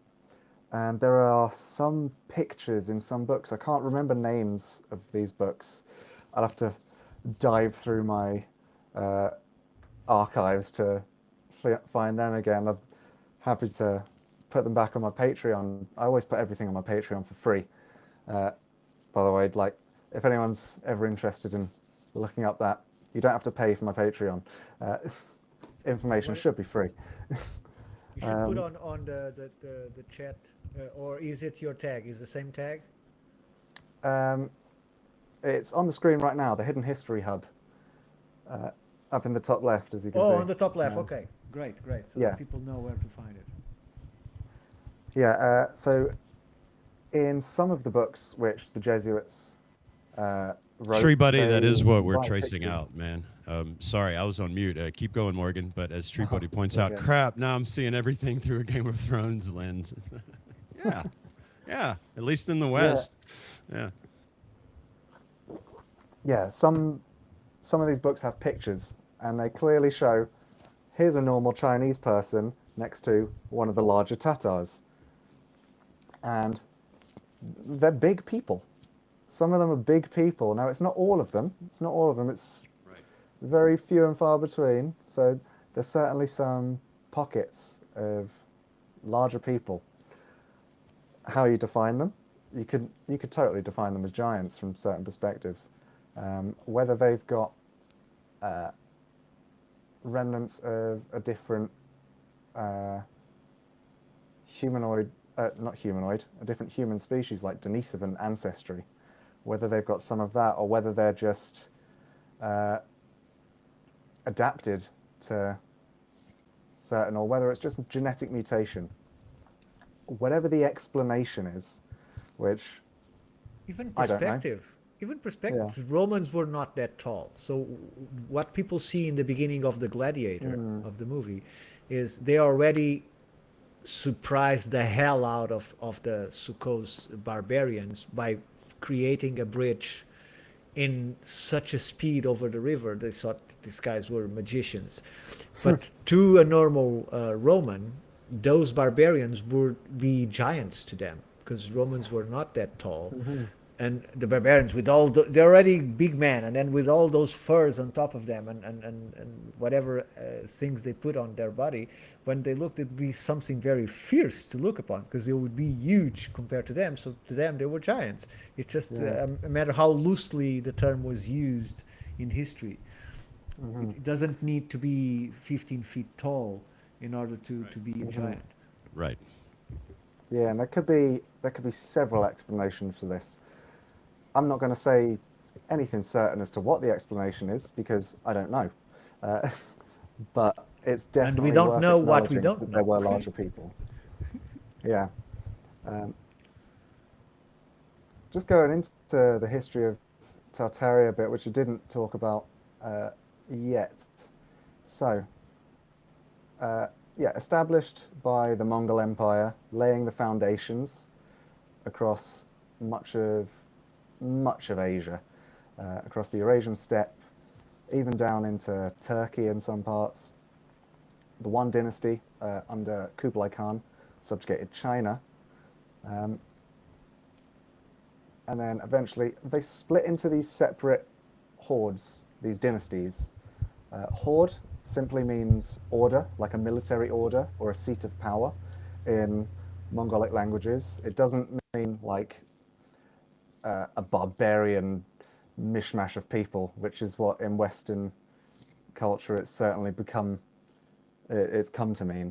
Like horde comes from the word ordas, ordo, which, you know, in Turkic and Mongolic languages means seat of power, a military order. Basically, they what you were saying is broke up into these different- the barbarian organized themselves and they're coming. It's a barbarian horde, so they are organized Exactly. and militarized and coming. So even though they split into these hordes, which were self-governing, they all paid tribute to the Grand Khan. And then after the Mongol Empire, you have Timur, who Tamerlane also known as. So he was a descendant of Genghis Khan, or a relative, round in modern-day Iraq, Afghanistan, Iran, even. I think where Samarkand was where he was born, I believe, somewhere around there. But he established is the Timurid Empire, which was its own thing until he starts expanding to essentially reunite the Mongol Empire as a Mongol Tatar, so Turco-Mongol Empire, which then brings in, yeah, the Timur Mughal dynasty, Mughal from Mongol. They subjugate India, and then eventually, even though Timur himself dies, one of his top commanders goes all the way to China, all the way up to Karakoram, Mongolia, talks with the Grand Khan, and he says essentially like, we should re-establish this empire. Through one means or another, it does, and then that continues all the way through until, I'd say, the 1830s, which, you know, around about then it does get split up into Russian Tartary, independent Tartary or southern Tartary in Afghanistan, Pakistan, India, when the British and Russian empires start coming in. Because by this time, Tartary had been, it was holding both the Silk Roads. It had so much money flowing through it both ways that when these colonial empires in Europe have a look and see that empire is making a lot of money, we like that. They start moving in, and yeah, you've got the British who invade China again in the 1800s, the Opium Wars, as just all these individual subjugations where they're trying to bring the empire down from the inside. It's a period of time known as the Great Game, which was a total war, like a secret war, just to gain control over Central Asia and what used to be Tartary. And over about 100 years, yeah, let's say from the late 1700s through to the mid to late 1800s, Tartary slowly collapses area by area, until it was essentially nothing but a shell of itself. So on this map here we can see you've got Chinese Tartary, which is separate to Muscovite Tartary, which then again, after the Russian conquest of Siberia, was divided up into its own separate khanates. You've got Western Tartary, which sort of controlled partly by the British until they move in further from the south. And yeah, eventually you've only got this tiny little remnant left around modern day the middle stands, Turkmenistan, Tajikistan, Kyrgyzstan, Uzbekistan, the Aral Sea and Caspian region, until eventually it just completely falls, because what do empires do after a while when they can't sustain themselves? And normally after someone has the brilliant idea of unifying the empire because he's not satisfied with his corner. Mm-hmm. Yeah, so let's get back up So to... you think there's a built-in size limit on empire, Ricardo? Is that what you're saying? That's No, where but there's a look, threshold to not push past? The problem is empires grow, right? And then you set your administrators to each section, and we lost Morgan again. He pressed in instead of stop share, I bet. And I used to do it all the time. And so each time this happens, after a while, some of these guys that are now governing an area decide, no, I'm the right man for the job, so I'm gonna start taking the pieces of other administrators, right? Who's gonna fucking stop me? Exactly. Yeah, right. So there he is again. Pardon me, technical difficulties. No worries. This software asks a lot of your computer when you're streaming. For instance, I can't stream and play videos at the same time. Images I can, but videos it just crashes me. But the good news is it records. It's handling it locally, unlike a lot of the other software. Yeah. So if you've got bad Wi-Fi or whatever, in the end result, we've got a smooth picture. So it Nice. does pan That's out. convenient. So Yeah, it always happens when I try to exit that tab yeah, and then come back to exactly. this one. Yeah, it's because of the streaming. I do it too. I think I used to always, dude, press the button right next to it that says leave by accident, and so I'd just be out of there. Yeah. Either that row or they believe them too much. So Either that or Empire should exist. One of the two, Rue. If something Yeah. keeps failing, maybe I it's don't a know, I don't formula know. that ought to be rethought, They- man. they knock at your door and say, Jason, here's the chance to create Jason's empire. And you Yeah, can yeah. rule the world as you see fit. And you will be I- tempted to do good. I want enough room to ride a horse, to have more than a few dogs, a herd of goats, and a place to put friends that may be without means and want to swing by and hang out for a bit as long as they can put themselves to work. Past that, fuck off with Oh, your so you want to be part of the royalty then? no, no. Listen, The dude, horse riding nomad. What can you say? if you could see my car and the way I traverse this earth barefoot, bro, at every given opportunity, and I stay outside of doors at I'm either podcasting or outside, and it's cold right now, so but still, you see, I'm bundled because I'm still out there. It's snowing here, so. I don't fall into that category. I don't see I can't imagine living my life, man, and dedicating the short amount of time I have here to how the fuck I'm gonna get more and take more and be more, and how am I gonna sleep at night when I'm hurting all these people to do this, and how am I gonna keep up with all these So- different stories and lies and agendas I've got? I don't have time for that. I prefer to not lie because that way I don't have to remember shit because my memory sucks and I'm lazy, I like to just be me, authentic. That means I'm going to piss somebody off in every group of people you put me in front of. There's not. I would suck at trying to unite folks because I'm going to be honest, and they're always going to be not happy. I've learned that. So, One of those black sheep I'm on totally like, I get that. successor to the empire that couldn't care less and say, no, you rule it. I just want to have fun and live life. So you rule it. It always ends badly.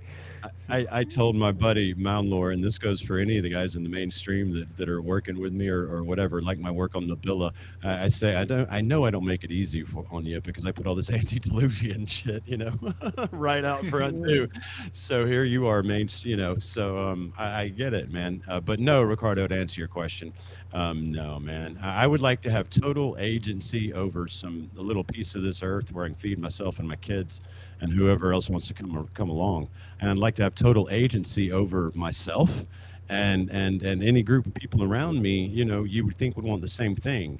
And if we can find, small groups of people and get localized communities going where everybody's pretty much of that accord, then you can sort this earth out without empire. That's all I'm saying. It's not impossible. It might I be. think that ties in really well to the Scythian and Tartarian angle because you've got the traditional timeline of an empire is around about 300 years is the typical the Roman Empire, the British Empire, America, supposedly Portuguese collapsing, Empire. Portuguese Empire. So many empires in history have this average timeline of about 300 years, whereas the Scythian Empire is about 900 years.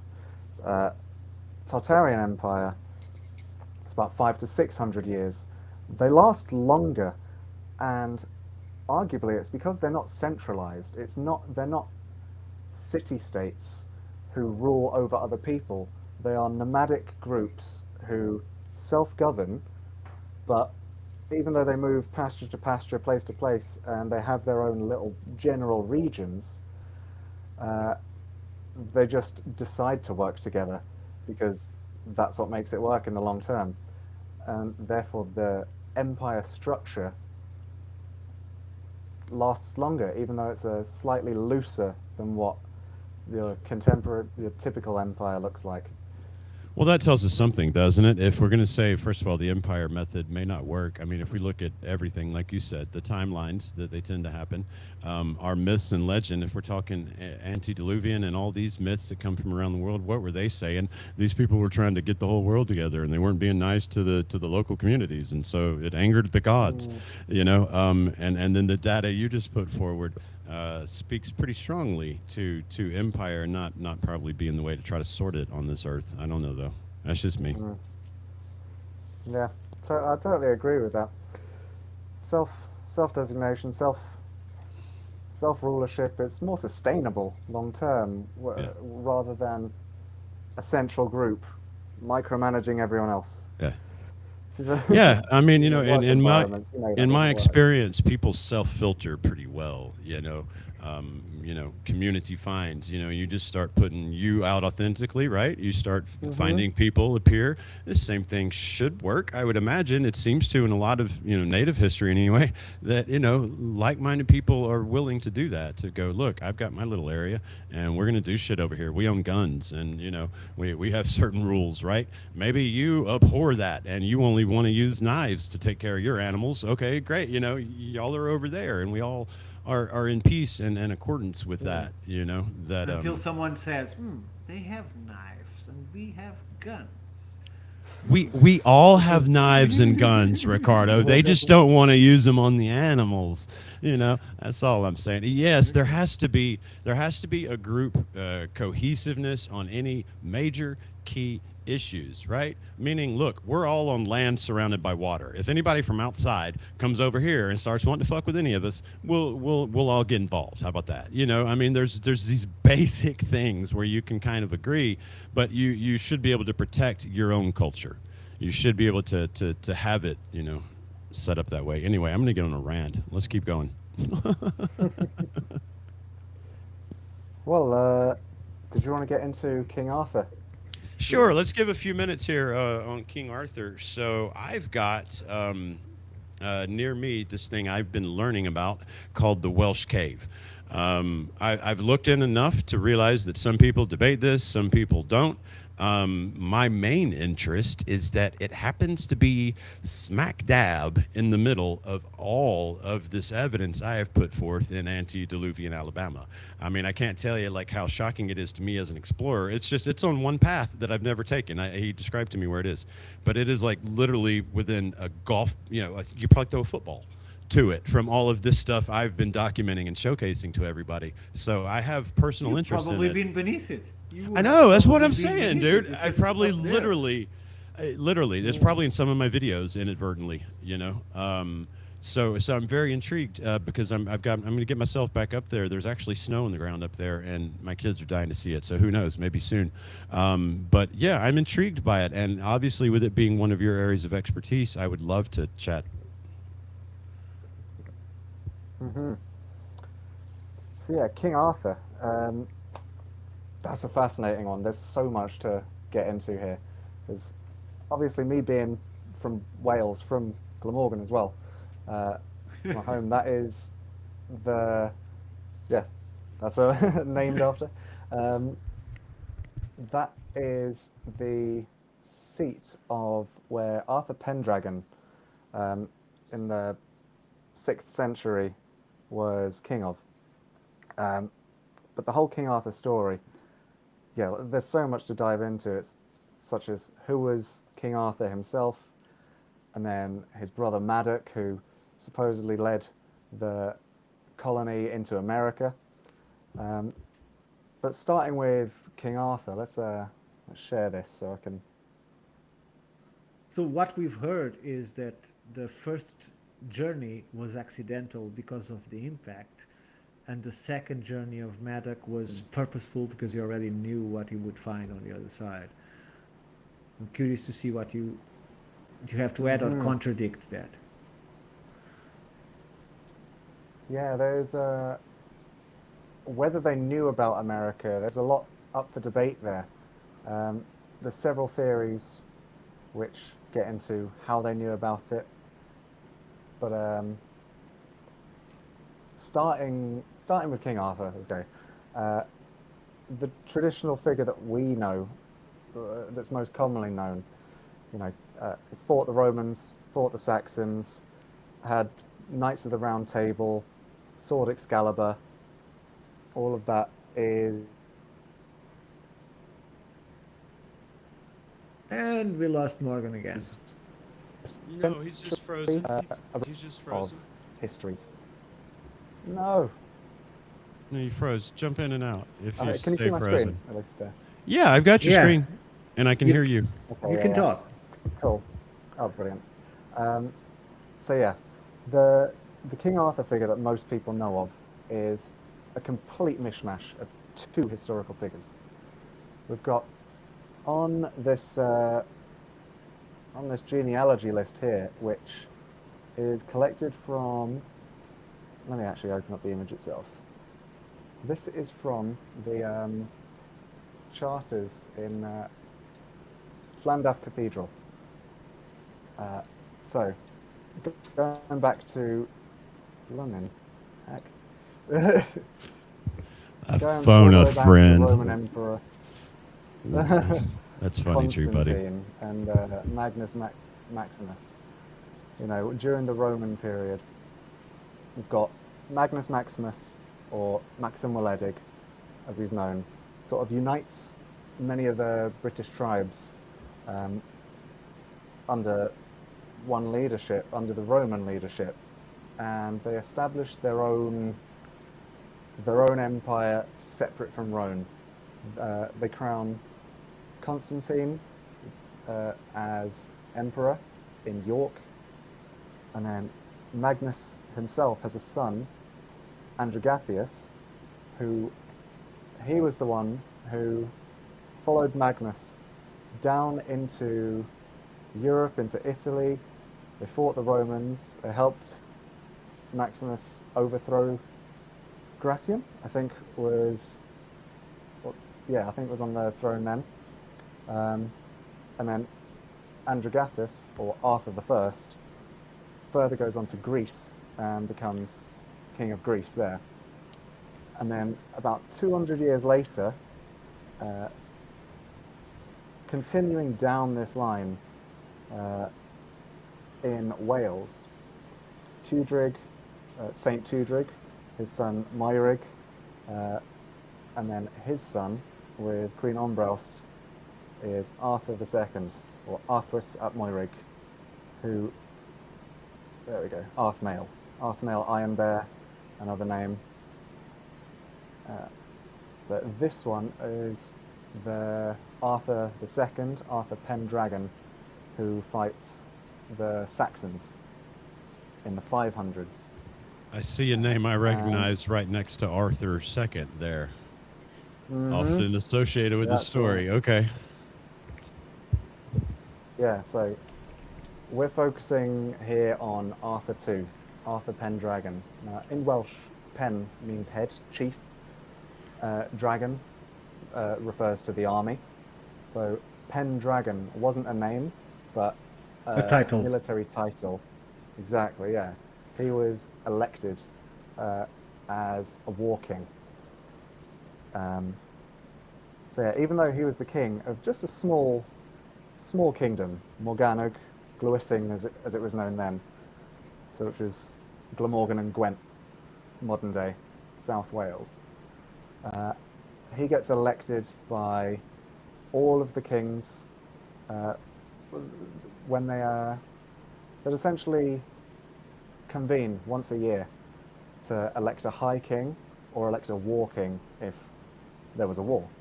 Yeah. And Arthur II, Pendragon, gets elected as this war king to fight the Saxons. He's got all the famous stories of the Battle of Mount Badon, the Battle of Camlan,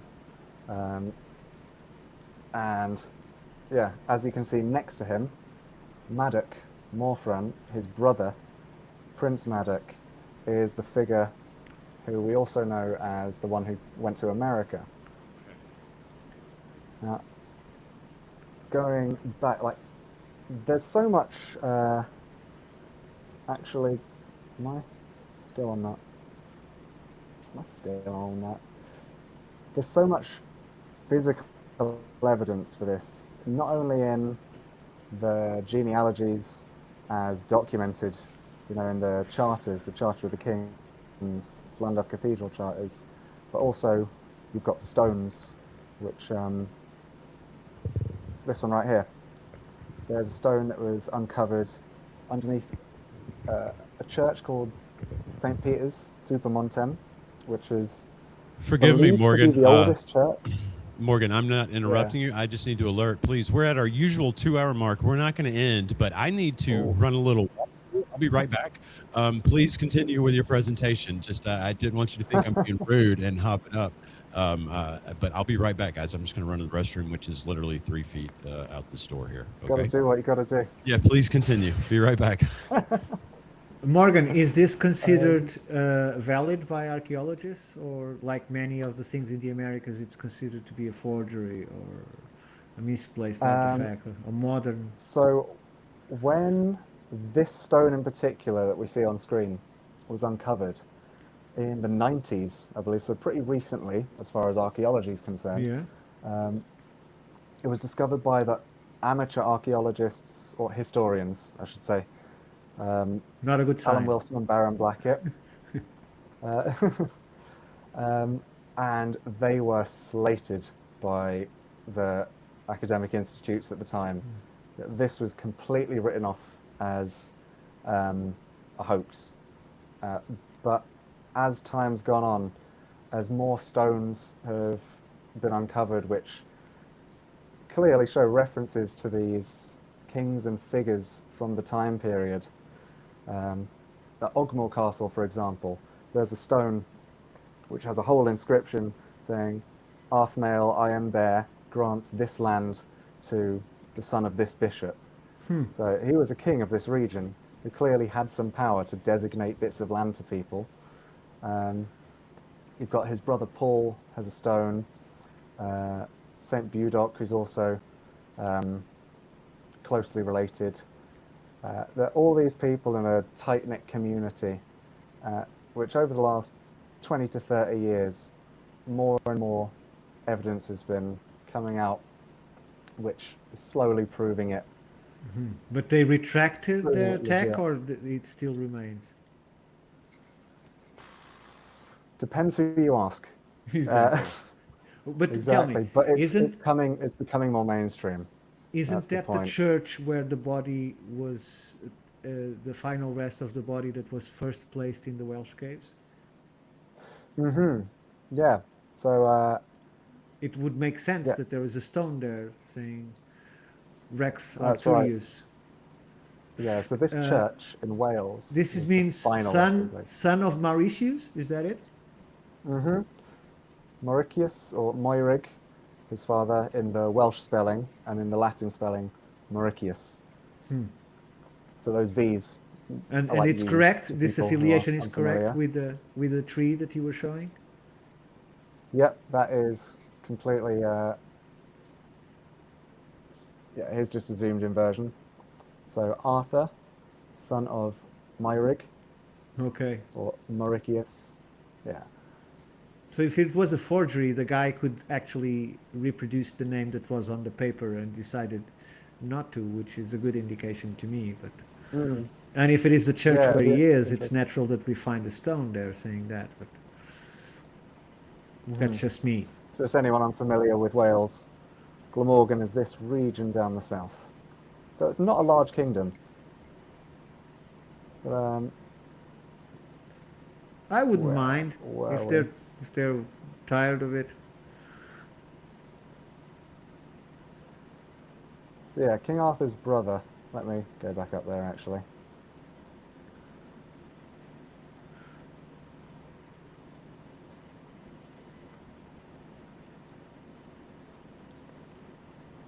It's about. Oh, there we are. Yeah, King Arthur's brother, Madoc. Here's the story of having travelled to America.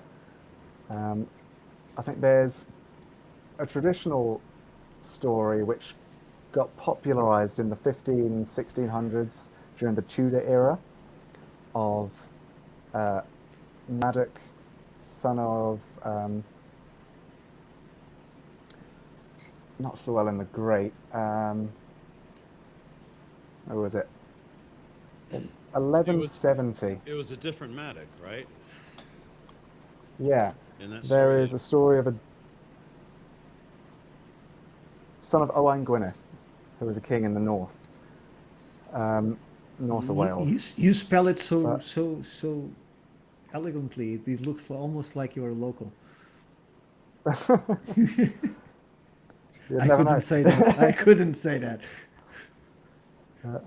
But yeah, this story says that in 1170 AD, this Madoc, son of Owain Gwynedd, during a succession crisis for their father's kingdom after he died, he basically says, I don't want any part of this war, and sails off to America and establishes this Welsh colony with about 300 people, which evolves into stories of Welsh-speaking Native American tribes who the natives met, who the British met when they first came over.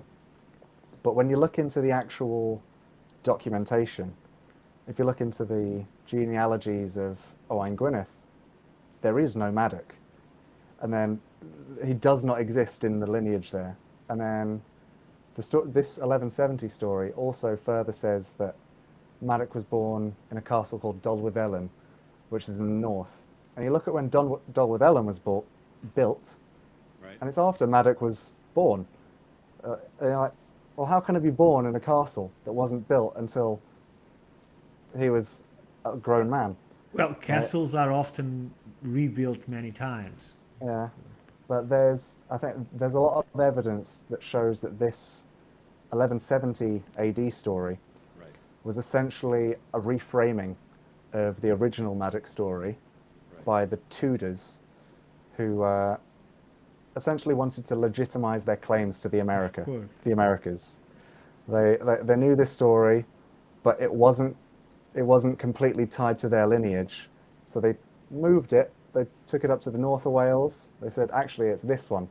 They moved And, it for 100 years and fit it on They their moved own it in rules. time and they moved it in place. It just fit their narrative better.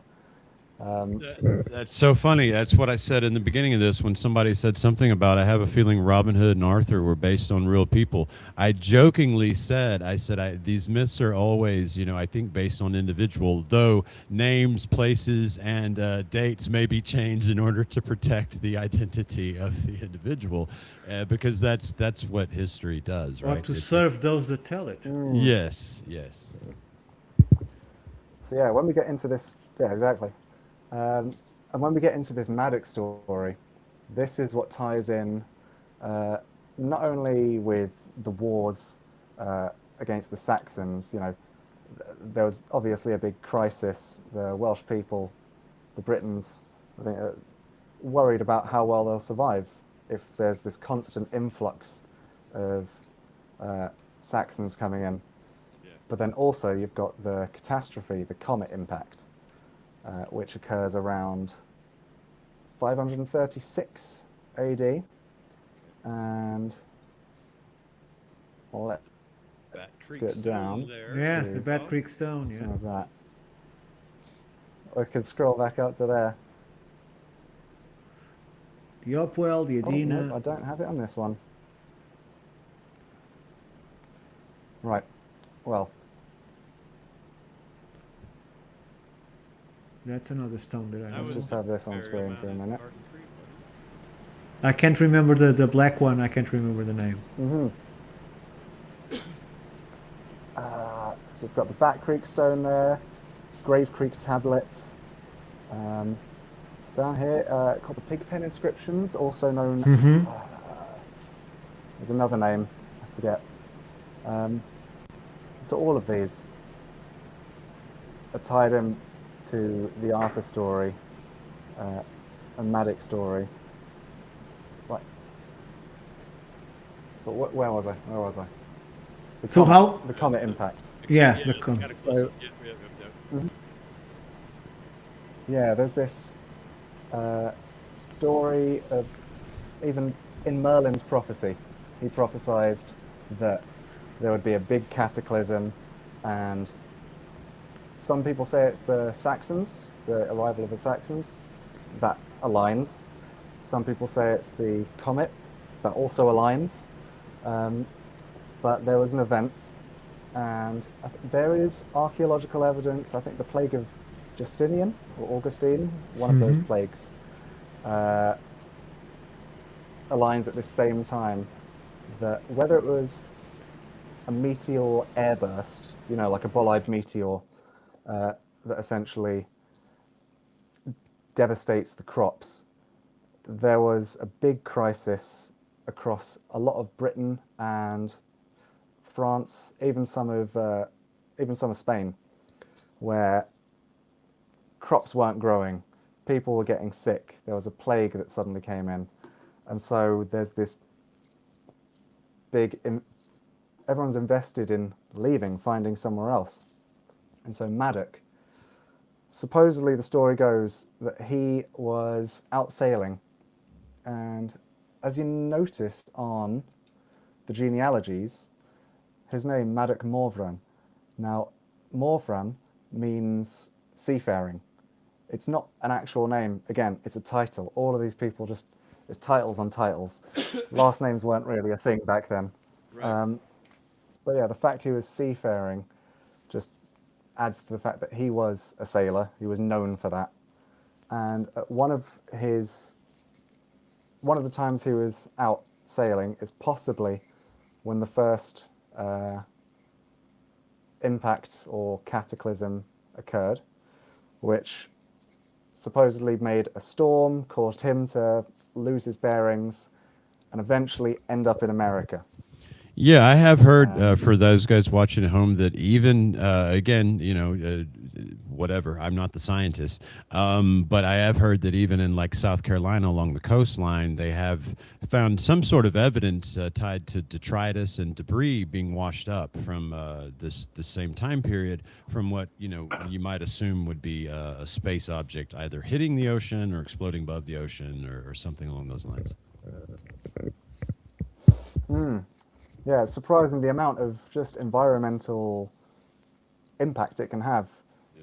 Everything from crops to weather to everything. Yep. But yeah, the story then continues, and it's in what you're seeing here. That's in Welsh, not in Elvish. This is one of the Welsh triads, and it tells the story of Llywelyn, or Lulod, who visits King Arthur. And Lulod is a word that means dark-skinned. And this guy comes over, and he's talking to Arthur, and he basically says to, not basically, he literally says to him in this tale, "I am the son of Madoc, son of Moirig." And he's like, "You can't be." And he's like, "Well, I am." And Madoc is still alive. He's over, he's across the sea in a new paradise. And he's like, "Don't believe you." And after loads of back and forth, he basically proves that he knows his lineage all the way back to Magnus Maximus. He proves that he's a Christian, like Madoc, like Arthur, because Christianity was very big. Even though the Druids were still present, Britain was a Christian country then, and finally convinces Arthur to leave Wales and bring a whole colony of the Welsh to this new place with the promise for better living. Essentially, he says there's space to spread out, there's places to plant, there's land, etc. And this is the triad itself, which attests to this on the British side. Obviously, when we get to the American side, is when we find our stones. And here we go. The Back Creek stone, Grave Creek tablet. Yeah, there's so many popular theories with these that certainly in the 1800s. We've dug into these a good bit with our roundtable crew, Vincent and Rick. Yeah, we're definitely familiar with these weird looking things, man. Yeah.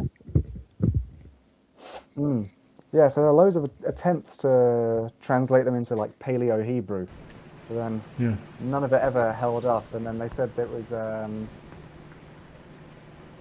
not Shawnee, but another native language. I can't remember off the top of my head. Again, it didn't hold up.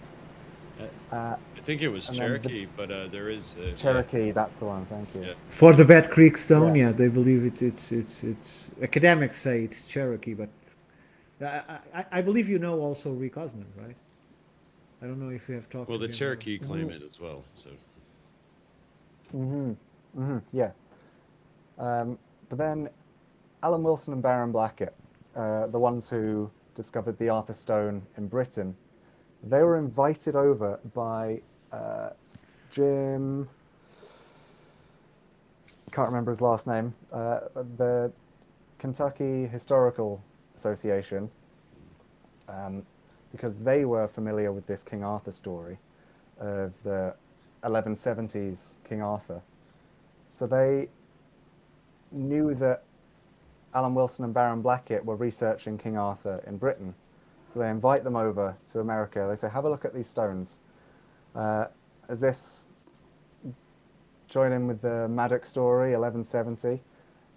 And Wilson and Blackett are like, there was no Arthur in 1170, but there was in the 500s. And this is Colburn. It's not Paleo-Hebrew, it's not Cherokee. And they offer these translations based on the Colburn alphabet, which was, here it is, Bardic lots or letters, Colburn. oh wow. Now this one is... So Bardic, you was, mean from the Druids? From the Druids, exactly. Yeah, this was the language, not the language, the script that the Britons used before Latin. And some of the symbols still sort of survive into the Romano-British era, like you see. So, D, Jason, wasn't it Rick that was saying this came from the Scythians? Well, I mean, he was saying it's Colburn. Yeah, but the origin was, he traced it back to... That I don't remember. You don't remember? I But think he I said- am glad to be seeing this Colburn here because we haven't had visuals. And yeah, Rick has talked to us a good bit about the Colburn language and the relation to the stone. Yeah, I think there is some relation to Scythian runes.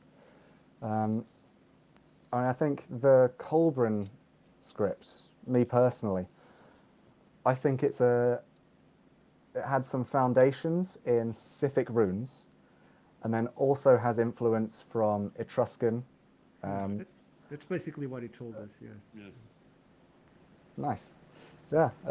Yeah, because you've got two different pathways of migrants into Britain, one from the continent and then one coastal from Italy. You know, you've got Oscan, Umbrian, and Etruscan, these scripts. Yeah, you mentioned the Kentucky. I think, Ricardo, that would have been possibly Lee Pennington and Osmond back in the 80s. They were, yeah. And yeah, there you go. Yeah, that's exactly it, yeah. Yeah. With the Colburn alphabet, they offered these translations, essentially saying the ruler, Madoc, he is, for the Bat Creek Stone, on the Grave Creek tablet, which this keeps blocking it. There we go.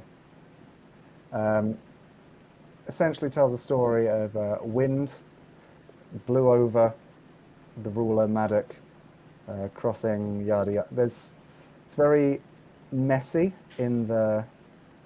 Oh, go away. It's very messy in the grammar because it was the Welsh language back then was quite backwards. The crossing over. And it has some lines written in one direction and the others in the other direction, right? I don't know if it is this stone, but I remember Exactly, yeah. reference to that, yeah. I do like that we're getting That's the components, part of though. it. It's, Wind, gust, and crossing over. Associations with death, with crossing the water, with what brought him here. Yeah, that's very interesting. Yeah, like you say, it's a strange one to translate because you can read it both ways, and it gives two different explanations. But both of them fit the narrative of a figure who crossed the water after a storm and established a kingdom in what would be modern day Tennessee, essentially, Kentucky, around about the Ohio River Valley, which is quite interesting because I'm sure you know. This is the one if that you've been has the around ship, there. right? This is the one that's got the ship, yeah. Yeah. And this symbol, the Arwen, which was the symbol part for of the God. story they were telling me was I'm in Alabama, and of course, the videos in the Welsh Cave is right on the border with Tennessee and North Georgia. It's like just right there. And they were saying that proposing, I guess, that Mobile Bay, which is the bay on the Gulf of Mexico. Essentially, if you follow the Alabama River from Mobile Bay, you can get all the way to this place, by following the rivers and the tributaries upstream. Mm-hmm. Sorry, Yeah, I've that's got a dog that had to get complete out of its highway, cage, isn't it? so I'm not. That's all right. You see, I told you the animals nice. are all over the Institute for Natural Philosophy, aren't they? I love that. Give him a pet for me. Absolutely. Yeah, Just like getting you ready say, for this, the oven. 2 more months and he's ready. You're weird, dude. Of course, we're not going to cook a dog on live TV. Two Of more course. months ready for the Here's world. one we Not did live. previously.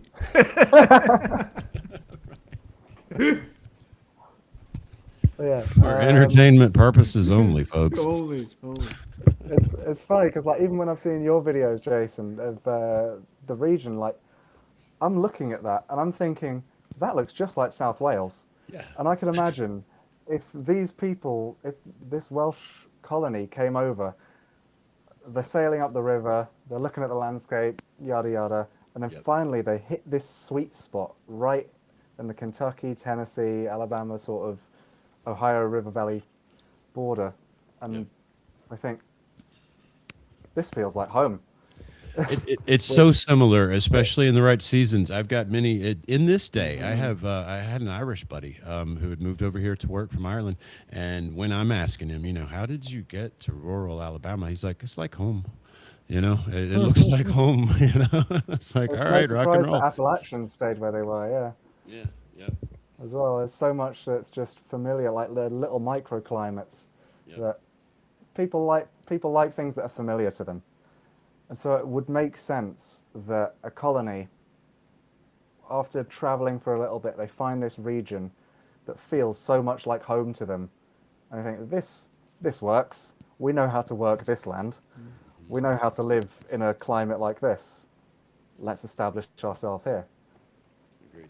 And yeah, it's just further. Perhaps slightly better than the climate they had at home. Perhaps, yeah. It's just further. Something's. Sorry. Go ahead, dude. Oh yeah. Like with the burial mounds, like the Back Creek stone, it was found under a burial mound, and even though you've got the American mound cultures, you've got mound cultures all over the world. It's quite telling that the particular mounds where the Back Creek stone, Grave Creek stone, and many of these other inscriptions are found fit the same kind of mound structure that you find in Britain from that era, which Which a means tie over diffusion. from the Bronze Age and Which means diffusion and therefore is somewhat blocked because of that. mm-hmm. Well, I think in this time period, it doesn't even necessarily mean diffusion. I mean, what he's talking about is two separate cultures with similar habits being in the same area. I mean, that sounds like to me, because this wouldn't have been early enough to Oh yes, it was. It predates the Hopewell and then the Edina. 400 BC. So, what these When people were are the saying? Hopewell and Medina? But it doesn't predate the mound I've discovered in central Alabama. So, I don't think... Some are older. My point is, you're going to get in trouble, and you're going to get in trouble with me when you start bumping up against, hey, somebody in Europe that came over here is responsible for the whole native culture. That That I'm always going to argue with. No, Jason, no one is saying that. I'm just saying that there are I some am. influences on the Hopewell. Some On the of my Hopewell. friends do. I mean, it's that's the one thing we can do here is disagree and laugh and be friends. I mean, that's the whole point of what Yeah, we're trying to do. and I would stay with Morgan if we go further back in time than this that we are describing, because I think there's previous context that led to that. I mean, As every pyramid. just remember the Azores, right? The Azores is at least 6,000 BC. Sorry, it's at least, yes, 6,000 BC, when they're doing those dolmens and those monoliths and carving calendars on the stones and so on. So if they reach the Azores, they could reach the United States. So everybody was going to the States, either Yeah. from the strait of the ice, as they tell us, either by going through the shores, coming from the west, coming from the east. There's lots of people. It doesn't mean that there weren't people there, because No, the there fact have that been there always been people there was there. pre-Columbian contact in my mind is well settled. Think of it how you like, This- but yeah, I agree with you there, dude.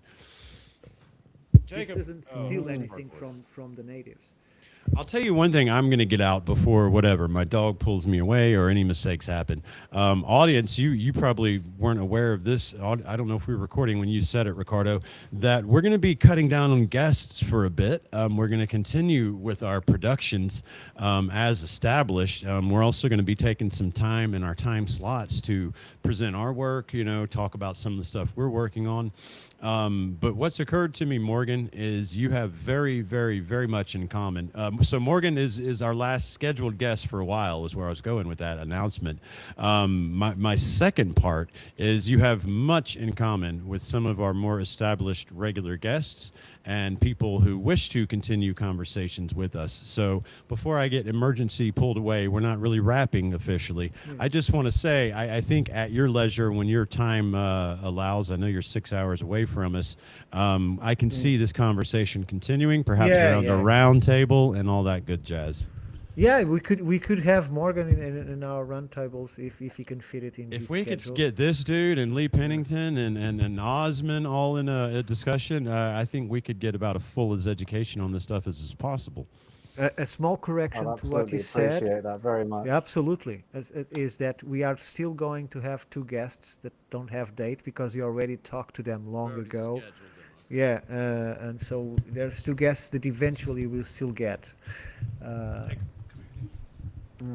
Yeah, there's so much to this that you can keep expanding on and keep Sure, expanding this is all on and fascinating stuff. Look at all Morgan, these different absolutely. angles to look at. Like But we said, the I hope how they people even knew noticed. America was there. Yeah.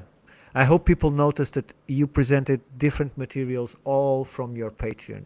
So recommending once more, go to Morgan's Patreon, exactly the name that is on the screen on the top of the shared page, and you'll find this and much more than we talk here in terms of information. And he has done a brilliant job, since that's why it would attract me to him long ago on X. He does a brilliant job on researching all these matters and how he presents it. So Thank you. yeah, Thank you kindly. Yeah, Yeah, that's and- one of my favorite things to do. I can be very meticulous when it comes to presenting my stuff, but I think that's the thing. When you're looking at these alternative theories, when you're looking at things that people will immediately write off, you've got to get your facts down. If you really want to convince someone, you've got to dive into the nitty-gritty and make it so that if someone wants to critique it, they're going to have to critique something solid, which is why I try and back all of these up with so many sources, so many references, so that you can't just disregard it on a whim. And that's why, I also like to reframe these things, like the Tartarian Empire. You could easily just post some pictures of buildings and say, there was It's a global Tartarian. empire here. Yeah, it's Tartarian. But even in my journey of discovery of Tartaria, I was constantly proving myself wrong. Things I thought I believed in the beginning, I was like, oh, that's not from It's my research, I thought, oh, it's clearly not true. it's But the this is absolutism true. that these ideas fall into, and people start to justify everything through that thought, be it Orion, be it Tartaria, uh, be it the universe, sorry, the electric universe. When you start using the same justification for everything, you should know that you are probably wrong, because there are so many inputs into history, so many sources of movement and change, that you cannot possibly explain everything from one vision alone. It has so, but they are all valid. Attention, they are all valid, just not when presented as justification for everything. So, or like the mud floods, they can't justify everything. Of course, they existed. Of course, there is lots under that, under that silt and deposits, but it doesn't justify everything. Yeah, you never know the truth until you actually dive into it. You have to be able to entertain some of the most out there theories before you can actually. What am I hearing? It's a cat. That's It's a Ricardo's Okay. cat. So That's not your cat. That's not your cat. That's Ricardo's. the cat has a Classic. personality disorder, and he thinks he's a pigeon. So that's why he speaks as a pigeon would. Really? My dog That's thinks it's funny. a goat and it's busy eating absolutely everything. I can't My take it cat for a doesn't walk. think much. I swear to God, yesterday I was walking down the highway. We were walking to, where cars go, major like state highway, and this fucker just keeps picking up empty beer cans and just whatever he can. Trash monger. He's like a goat. He's got to clean up. He's got a good ethos. It's either that or a rock. I shit you not. It's either that or a rock. He picks up rocks, and I love him for that. But the trash, I'm Yeah, not can't fond fault a of. good rock. Morgan, I don't want to cut you off, but you're nearing 2.5 hours, and it's getting late for you. That's absolutely fine. Yeah. So where can people feel like find you once more? And I hope you don't have anything to advertise for your book. You're still finishing it, Yeah. but at least it's good to know that you are making it, and it'll come up at the end of the year. So tell us a little bit more about where they can find you again, and then Jason will give us the end screen.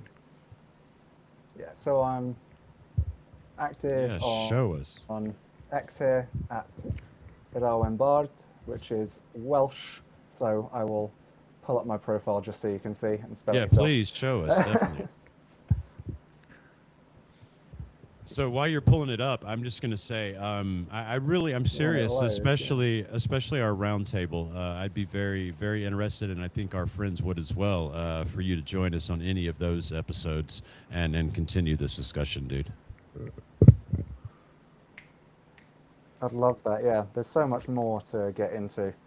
But yeah, you can find me on X here at Embard. You can find me on Patreon, which is linked on my Twitter there, the Hidden History Hub.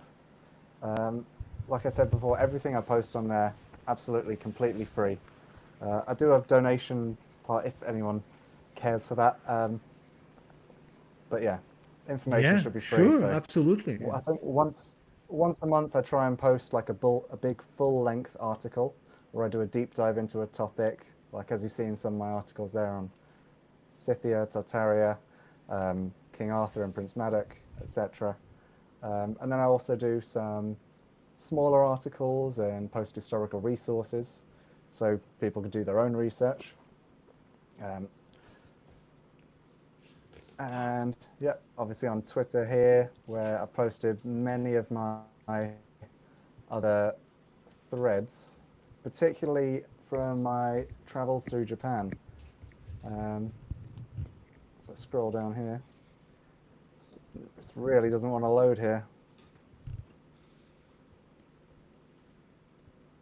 But yeah, that's one of the things I always like to fill up my page with Japanese threads from the places I've been, the sites I've visited, from Britain all the way to Japan, Yeah, fascinating trip. as you can see. But yeah, that's where anyone can find me. Yeah, great. Always I available. hope they do, and I hope they support your Patreon too, because it's worth it. So Thank Yeah, you very and kindly for having me on. And I Much want to see appreciated. you again. I know we've gone way over, and there's always a reason for that because we're in interesting territory, and we have yet to get to the actual Welsh caves itself. And what I want to do is I would like to get you, I would like to get Rick Osman and Mr. Pennington if he's willing. He was telling me on Facebook he tried to log into our last roundtable, but just couldn't manage. Wasn't working for him. If we could sort that out in a time that works for you. Where we could get together and I could get just all the information on the Welsh caves, and then I can take my butt up there and sort of video it and all the things we're talking about. And I think we've got an episode there that could really go somewhere. So I would like to do that, Morgan, for sure. So let's it'd be just great stay to in get the touch. full story. it's Friday, and it would be Okay. at your midnight, because So we it could look starts at 7. we could look at moving it back to maybe like your 11 or 10.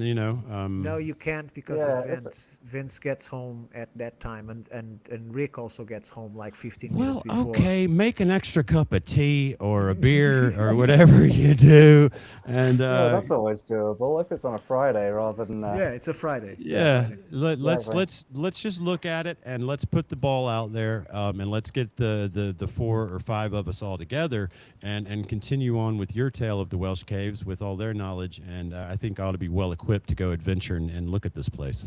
Sure. It'd be great to be the 5 of us screaming at each other. Yeah, well, Yeah. I it's all the same topic, and we're Yeah. and I've got people in front of me that have spent a lot of time researching it.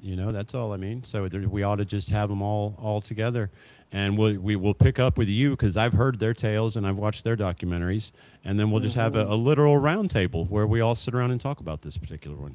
Yeah, Yeah, it'd be absolutely. fantastic to put all the heads together. It'd be great to hear the different perspectives. So, Morgan, so thank you very much for being with us. Don't go away. Let Jason do his final Thank you. PR. And don't forget to advertise the great episode that is coming up today, later on, from our sister podcast. Later on tonight at 7 Eastern, we have the Ed Barnhart, the world-renowned archaeologist Ed Barnhart, being interviewed by our sister podcast, Universe Unveiled. I will be in the chat now. I am appearing live. Don't come watch me live. No, I'm kidding, Dave, if you're in here. But you put me in a conundrum, brother. At 7 Eastern, I'm appearing with Dave's Multiverse. Traitor. Live. Look, he asked for a wingman, and I asked permission. He, from he you. deserves it. It's part. don't wanna- He's part of our group. He's part of I our don't group. want to hear it. I went through Jacqueline to you, and you gave me permission. Fuck off. Now, anyhow, I'll be appearing at 7 Eastern with Dave's Multiverse. But go over there and find me. I'll be with you in the chat and check out this interview from Universe Unveiled. Or bounce back and forth. Come see us at me at the Multiverse and watch them. However you sort it. It's just how it worked out. Sorry, boss. Sorry, ladies. It wasn't me.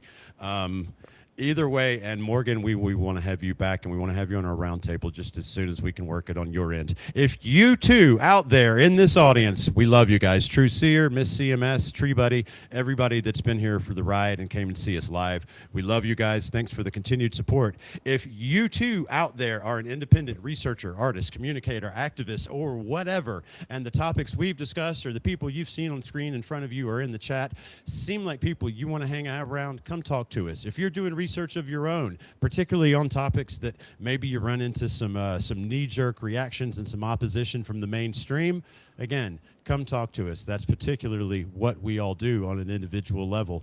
Everybody, we love you. Morgan, I'm going to see you around the round table soon. Ricardo, sorry about the scheduling. Go beat up Dave, It happens. not me. It happens. It happens. It happens. So it's the Ed Barnhart. It's at 7 p.m. Eastern, and Jason will start his live on Dave's Multiverse at 6 p.m. No, 7 Eastern, 6 p.m. my time, 6 p.m. Central. Oh, it's exactly the same It's time. direct. It's direct. Oh, I thought it was an hour different. Okay. Up back okay. and forth. It'll be easy. Okay. Morgan. Watch thank me you on very much. recording. Yeah, absolutely. Thank you very much once more. Don't go away. So we talk a little bit after Thank this. you. And to you all, thank you for staying with us, and a very fond farewell. Thank you very much. Love you guys. See you soon.